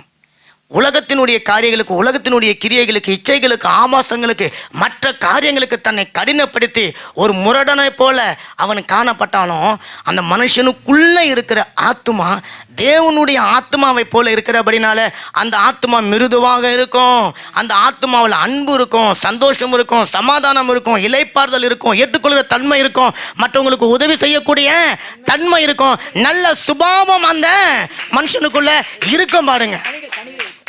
அன்பு செய்கிறதுல அவன் குழந்தைய போல மாறணும், ஏற்றுக்கொள்கிறதுல குழந்தைய போல மாறணும், கீழ்ப்படுகிறதுல குழந்தைய போல மாறணும், விட்டு கொடுக்கறத சகிக்கிறதுல அந்த நீதிமான் இருக்கணும். அதுக்காகத்தான் தேவன் பனைமரத்தை உதாரணமாக காட்டுறாரு. பனைமரம் வெளியில் அவ்வளவு கடினமாக இருந்தாலும் அது உள்ள ஒரு சோறு போல வைத்திருக்கிறார், தெரியுங்களா? அதுதான் அந்த மரத்துக்கு சத்துவம். அதே போல் உங்களுக்கும் எனக்கும் இந்த ஆடையோ வெளியில் இருக்கிற தோலோ சத்துவம் கிடையாது, உள்ளே இருக்கிற ஆத்துமா. இந்த ஆத்துமா சத்துவத்தை இழந்து போனால் நான் மனுஷன் என்ற போர்வையில் நடமாடுகிற ஒரு பிணமாக இருப்பேன். அப்போ அந்த ஆத்துமாக்குள்ள அன்பான ஒரு இருதயம் இருக்கணும் பாருங்க, நன்றி செலுத்தக்கூடிய ஒரு இருதயம் இருக்கணும், மற்றவர்களை ஏற்றுக்கொள்ளக்கூடிய ஒரு இருதயம் இருக்கணும், அனுசரிக்கணும், சகிப்புத்தன்மை, விட்டு கொடுக்கணும். தெரியுதுங்களா? எல்லாத்துக்கும் ஒரு மாதிரி வெளியில் கடினமாக இருக்கணும். ஐ மீன் ரசிக்கப்பட்டு இவங்களுக்கு முன்னாடி இந்த கருத்தை பேசக்கூடாதுன்னு முடிவு எடுக்கிறவன் இந்த மனுஷங்கிட்ட ஒரு உதவி கேட்டால் எனக்கு அவன் செய்வான். ஐயோ அவர் ஆண்டவர் பிள்ளைங்க, அவர்கிட்ட போய் எந்த உதவி கேட்டாலும் எனக்கு செய்வார். அவர் ஐயோ அவர்கிட்ட தானுங்களா ராத்திரி பகல் எப்போ வேணும் ஃபோன் அடித்து அவர்கிட்ட ஒரு ஆலோசனை கேட்கலாம். அப்படி சொல்லக்கூடிய ஒரு நன்மையில் நம்ம வாழணும். அதைத்தான் பனை மரம் நமக்கு இங்கே உணர்த்துக்கிறது. 2 கொரிந்தியர் எடுத்துக்கொள்ளுங்களேன். 2 கொரிந்தியர் 4ஆம் அதிகாரம் 16வது வசனம். Des Corinthiens 4:16. C'est pourquoi nous ne perdons pas courage, et même si notre homme extérieur se détruit, notre homme intérieur se renouvelle de jour en jour. ஆமா, 2 கொரிந்தியர் 4:16 சொல்லிட்டு பாருங்க. ஆனபடியினால நாங்கள் சோர்ந்து போகிறதில்லை. ஓகே, அது நம்ம ஏற்கனவே பார்த்துட்டோம். இப்போ எங்கள் புறம்பான மனுஷனானது அழிந்தும் உள்ளான மனுஷனானது நாளுக்கு நாள் புதிதாக்கப்பட்டு கொண்டு இருக்கிறது. கரங்களை தட்டி சொல்லுங்களேன். வெளியில இருக்கிற மனுஷன் தான் அழிஞ்சு போகணும், வெளியில இருக்கிற அந்த தன்மைகள் தான் மாறி போகணும், வெளியில இருக்கிற சுபாவங்கள் தான் மாறணும், வெளியில இருக்கிற கிரியைகள் தான் மாறணும். ஆனா உள்ள இருக்கிற ஆத்மாவுக்குள்ளார ஜீவன் இருக்கணும், அன்பு இருக்கணும், அங்க நல்ல ஐக்கியம் இருக்கணும் பாருங்க. அல்லேலூயா. தேவன் நம்முடைய சபையில அப்படிப்பட்ட ஜனங்களை அவர் நமக்கு தந்து இருக்கிறார் பாருங்களேன். அல்லேலூயா. அப்ப நாளுக்கு நாள் அந்த ஜல்லிவெல்ல இருந்து வருகிற தண்ணி அந்த சத்துவத்தை புதுப்பித்துக் கொண்டே அது வளர்வதற்கு, செழிப்பதற்கு, கனி கொடுப்பதற்கு தேவையான உதவிகளை செய்வதை போல நீங்களும் நானும் அல்லேலூயா இந்த சுபாவங்கள் என்கிற சத்துவத்தில் பெருகணும். பாருங்க, உங்களை அல்லது என்ன நல்லவங்க அப்படின்னு சொல்றது கஷ்டமா, கெட்டவங்கன்னு சொல்றது ரொம்ப கஷ்டமா? எப்படி, எது கஷ்டம்? நல்லவங்கன்னு சொல்றது ரொம்ப கஷ்டம். ஏன்னா நல்லவங்க யாருமே இருக்க மாட்டாங்க, ஜனங்க எல்லாரையும் ஒரே மாதிரி தான் பார்க்குறாங்க. ஆனால் பாருங்க, நம்மளை குறித்து ஐயோ இந்த பிரதரா, இவர்கிட்ட போனால் அன்பா ஒரு 4 வார்த்தை பேசுவார். என் பிரச்சனைகளை நான் போய் யார்கிட்டையும் சொல்ல முடியல, எல்லாரும் என்னை கேலி பண்ணுறாங்க, நான் அவர்கிட்ட போய் சொன்னால் எனக்கு கொஞ்சம் கேட்பாரு, நான் பேசுறத கனிவாக கேட்டு எனக்கு 4 நல்ல காரியங்களை சொல்லுவார். இப்போ ஒருத்தவங்க பேசும்போது எரிஞ்சு விடுறாங்க வச்சுக்கோங்களேன், நீங்கள் எதாவது சொல்லுவீங்க அவங்கக்கிட்ட போய்? நல்லா கேட்குறவங்க. அதில் தான் பைபிள் சொல்லுது, நீங்கள் கேட்குறதுக்கு, ஆமாம், கேட்குறதுக்கு எப்படி இருக்கணும்? தீவிரமாக இருக்கணும், கவனிக்கணும், அப்படி சொல்கிறாருங்க. அப்போ அதனால் வெளியில் எப்படி இருந்தாலும் உள்ள நல்ல சுபாவங்கள், நல்ல தன்மைகள், அந்த சாந்த சொருபிகளாக நம்ம இருக்கணும் என்று சொல்லி வேத வசனம் சொல்லுகிறது. பாருங்களேன், நீதிமொழிகள் எடுக்க வேணாம், நீதிமொழிகள் 10:21 சொல்லுது, நீதிமானுடைய உதடுகள் அநேகரை போஷிக்கும். அல்லேலூயா. பாருங்க, அந்த உதடு எரிஞ்சிடாது, கடிந்து கொள்ளாது, கோவப்படாது, இதெல்லாம் செய்யும். எதுக்கு? பாவத்துக்கு. ஆனால் அன்பை வெளிப்படுத்த தன்னை தாழ்த்தும். அன்பு என்ன பண்ணுமா? தாழ்த்தும், சகிக்கும், ஏற்றுக்கொள்ளும், என்னென்னமோ காரியங்களை செய்யும்னு சொல்லி வேதம் சொல்லுது இல்லைங்களா? அதெல்லாம் செய்யும். மாத்திரமல்ல, அதே நீதிமொழிகள் 20:7 சொல்லுது, நீதிமான் தன்னுடைய உத்தமத்தில் நடக்கிறான். நீதிமொழிகள் 20:7 சொல்லுது, நீதிமான் தன்னுடைய உத்தமத்தில் நடக்கிறானா அவனுக்கு பிறகு அவன் பிள்ளைகளும் பாக்கியம் உள்ளவன்களாக இருப்பார்கள். கரங்களை தட்டுங்களேன், கரங்களை தட்டுங்களேன். உங்க பிள்ளைகள் பாக்கியவானா இருக்கணும் இல்லையா? ஆமென். அப்ப நீதிமான் உத்தமத்தில் நடக்க, அந்த உத்தமம் தான் நல்ல சுபாவம், அதான் அந்த மிருதுவானது, அதுதான் நல்ல சாஃப்டா இருக்கக்கூடியது. அதுல நடக்கிறானா அதற்கு பிறகு அவனுடைய பிள்ளைகள் பாக்கியம் உள்ளவர்களாக இருப்பார்கள். அல்லேலூயா. கடைசியா ஒரு கருத்தை சுருக்கமா பார்த்து முடிக்க போறோம். இந்த பனை மரம், நான் சொன்ன இந்த பனை மரம் அழகா இருக்காது. இந்த பனை மரம் கரடு முரடா இருக்கும். அந்த பனை மரத்தினுடைய இலையில கையை வச்சா உங்களுக்கு கிழிச்சிடும். பனை மரத்து மேலே ஏறினா வழுக்கி விடும். ஏன்னா நீங்கள் கால் வச்சு ஏறுறதுக்கு எந்த விதமான ஒரு சப்போர்ட்டும் அதில் கிடையாது. இவ்வளோவும் அந்த மரத்துக்குள்ளே இருந்தாலும் அந்த மரம் அலங்கார பொருளாக பயன்படுகிறதை நீங்கள் பார்த்துருக்க முடியும். பனை மரத்தினால அநேக கைவினை பொருட்களை செய்திருக்கிறாங்க, பார்த்துருக்கிறீங்களா?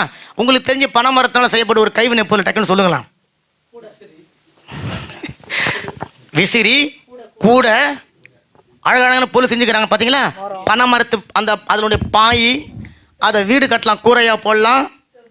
தொப்பி, அதில் தொப்பி, அந்த ஈச்ச மரத்தையும் சேர்த்துக்கோங்க. தொப்பி, வீடு கட்டுவதுக்கு வாரை, இதெல்லாம் செஞ்சுட்டாங்க. பாய், அந்த இலையை கட் பண்ணி சாப்பிட்றதுக்கு அந்த இது மாதிரி செய்கிறாங்க.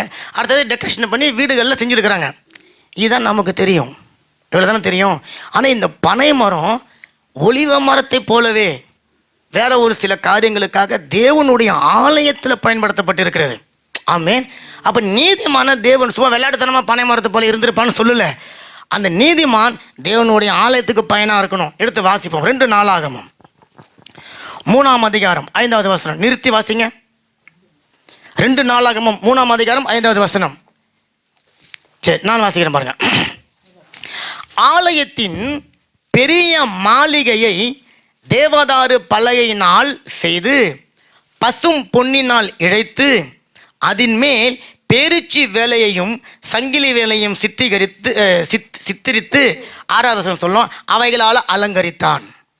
இந்த வசனம் சொல்லுது, தேவதாரு பலகை செஞ்சாங்களாம், அதுக்கு மேலே பசும் பொன்னால் இழைச்சாங்களாம், இழைச்சிட்டு அதுக்கு மேலே பேரிச்சு வேலையினால் அதை அலங்கரித்தாங்களாம். இந்த பேரிச்சு வேலை பேரிச்ச மரத்தினுடைய பழத்தினாலேயோ அல்லது பேரிச்சம் பழம் சம்மந்தப்பட்ட ஏதோ ஒரு காரியத்தினாலேயோ அதை சித்தரிச்சிருக்கிறாங்க, அலங்கரிச்சிருக்கிறாங்க, அழகுபடுத்தி இருக்கிறாங்க.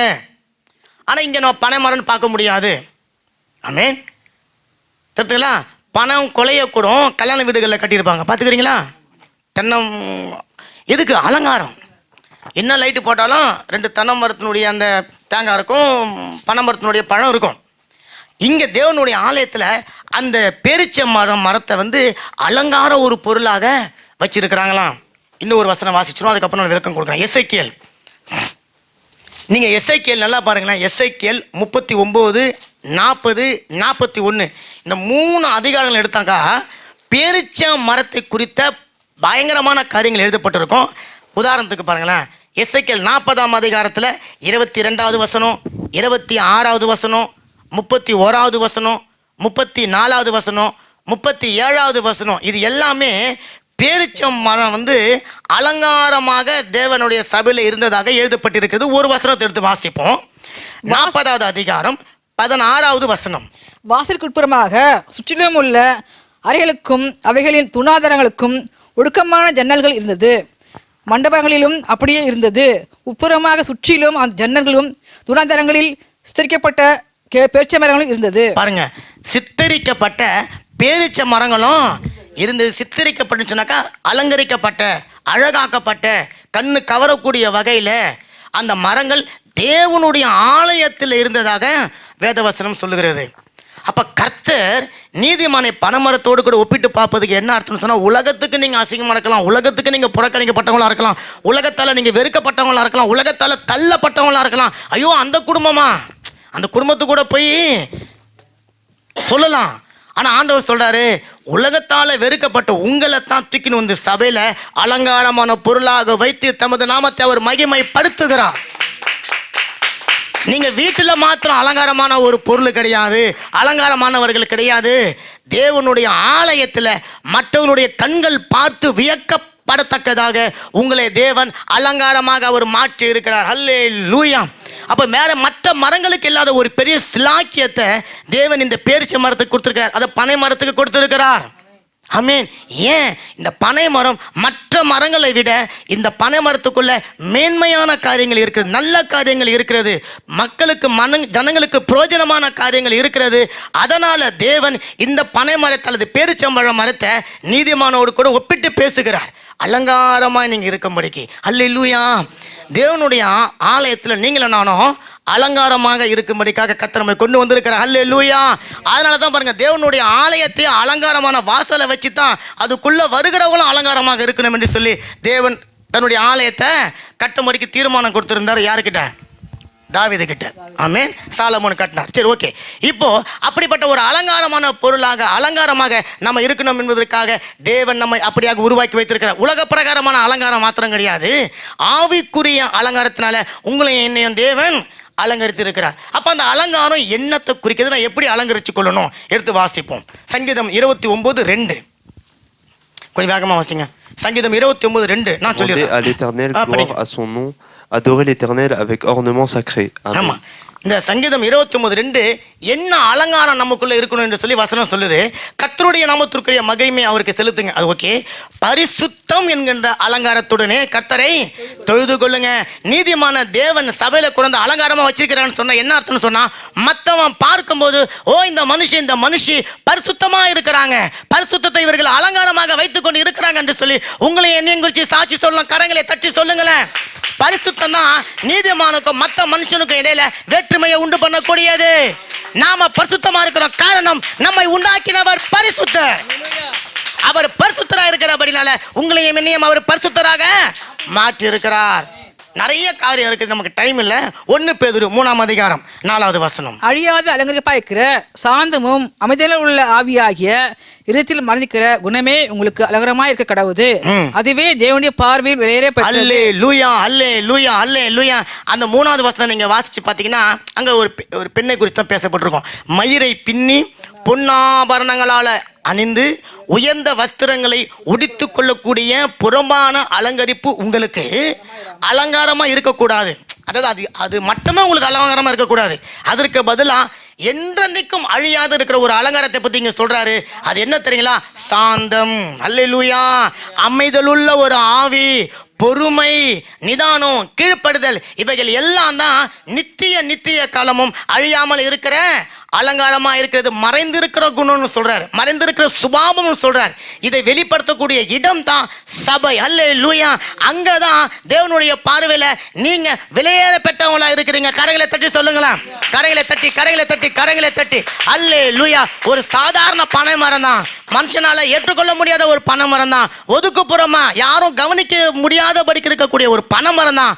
அதை கொண்டு வந்து தேவன் தன்னுடைய ஆலயத்தை சித்திரமாக மாற்றி வைத்து அவர் மகிமை அடைகிறார்னு சொன்னா, நீங்களும் நானும் அப்படிதான் இருந்தோம். ஒரு காலத்துல பாவத்தினால, அக்கிரமத்தினால, மிருதல்களினால, குடும்ப கவலையினால, போராட்டத்தினால, வறுமையினால சண்டையினால, கடன் பிரச்சனையால மற்றவங்களுக்கு முன்னாடி தலை குனிந்து கொண்டு இருந்தோம் இல்லைங்களா? நம்ம வாழ்ந்து கொண்டிருந்தோம், அப்படித்தானே? ஆனால் இன்றைக்கு தேவன் நம்மை கொண்டு வந்து ராஜாவை போல அலங்கரித்து வைத்திருக்கிறார், ராணிக்களை போல அலங்கரித்து வைத்திருக்கிறார். அவருடைய ஆலயத்தில் மற்றவர்களுக்கு முன்பாக நம்மை உயர்த்தி அழகு பார்த்து கொண்டு இருக்கிறார். அந்த ராஜாவுடைய பிள்ளைகளாக நம்மை அவர் மாற்றி அலங்காரமாக வைத்திருக்கிறார். இப்ப சொல்லுங்க, ஏஞ்சி நின்று சொல்லுங்க, நான் நீதிமான். அல்லேலூயா. பனை மரத்தை போல அதனுடைய சுபாவங்களின் போல நான் செழித்திருப்பேன் என்று சொல்லி, அல்லேலூயா. ஆகவே எனக்கு பயம் இல்லை. கரங்களை தட்டி நன்றி செலுத்துங்க. ஆண்டவரே, இந்த அலங்காரம் எனக்குள்ள வேணும். பரிசுத்தம் என்கின்ற அலங்காரம் எனக்குள்ள வேண்டும் ஆண்டவரே. சாந்தம் என்கின்ற அலங்காரம் எனக்குள்ள வேண்டும். பொறுமை என்கின்ற அலங்காரம் எனக்குள்ள வேண்டும். என்ன நான் அலங்கரித்துக் கொள்ளணும். எனக்கு வெளியில அலங்காரமும் எனக்கு தேவை. நான் வெளியில ஒரு ஒன்றுமில்லாதவர்களை போல கூட தேவன் நமக்கு நல்ல செல்வத்தை கொடுத்திருக்கிறார், நல்ல ஆசீர்வாதத்தை கொடுத்திருக்கிறார். வெளியிலவும் நம்ம அலங்காரமா இருக்கணும். அந்த அலங்காரம் மட்டும் போதாது, உள்ளேயும் மிருதுவான ஒரு தன்மையா இருக்கணும், ஏற்றுக்கொள்ளக்கூடிய ஒரு தன்மையா இருக்கணும். சொல்லுங்க, இப்ப நான் நீதிமானா இருக்கிறேன். நான் பனைமரத்தை போல செழித்திருப்பேன். அல்லேலூயா.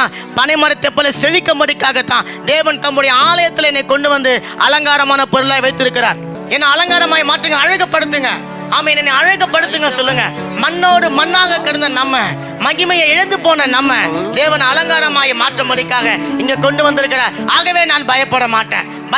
பயமில்லை என்று சொல்லி பாடி அவர் நாமத்தை நம்ம மகிமைப்படுத்த போகிறோம். நீதிமான் நாம, அல்லேலூயா. அவருடைய நாமத்தை மகிமைப்படுத்தும்படிக்காக அவர் நம்முடைய தோல்விகளை எல்லாம் ஜெயமாய் மாற்றி இருக்கிறார். நம்முடைய துன்பங்களை எல்லாம் அவர் எடுத்து போட்டு இருக்கிறார். நம்முடைய துயரங்களை எல்லாம் அவர் நம்முடைய கணக்கில் வைத்துக் கொண்டு இருக்கிறார். அந்த ஆபிரகாமுடைய தேவன் அவனுடைய வாழ்க்கையை அலங்காரமாக மாற்றினவர். அல்லேலூயா. ஈசாக்கு என்கின்ற ஒரு பெரிய ஆசீர்வாதத்தின் ஊற்றை அவருக்கு தந்தவர்.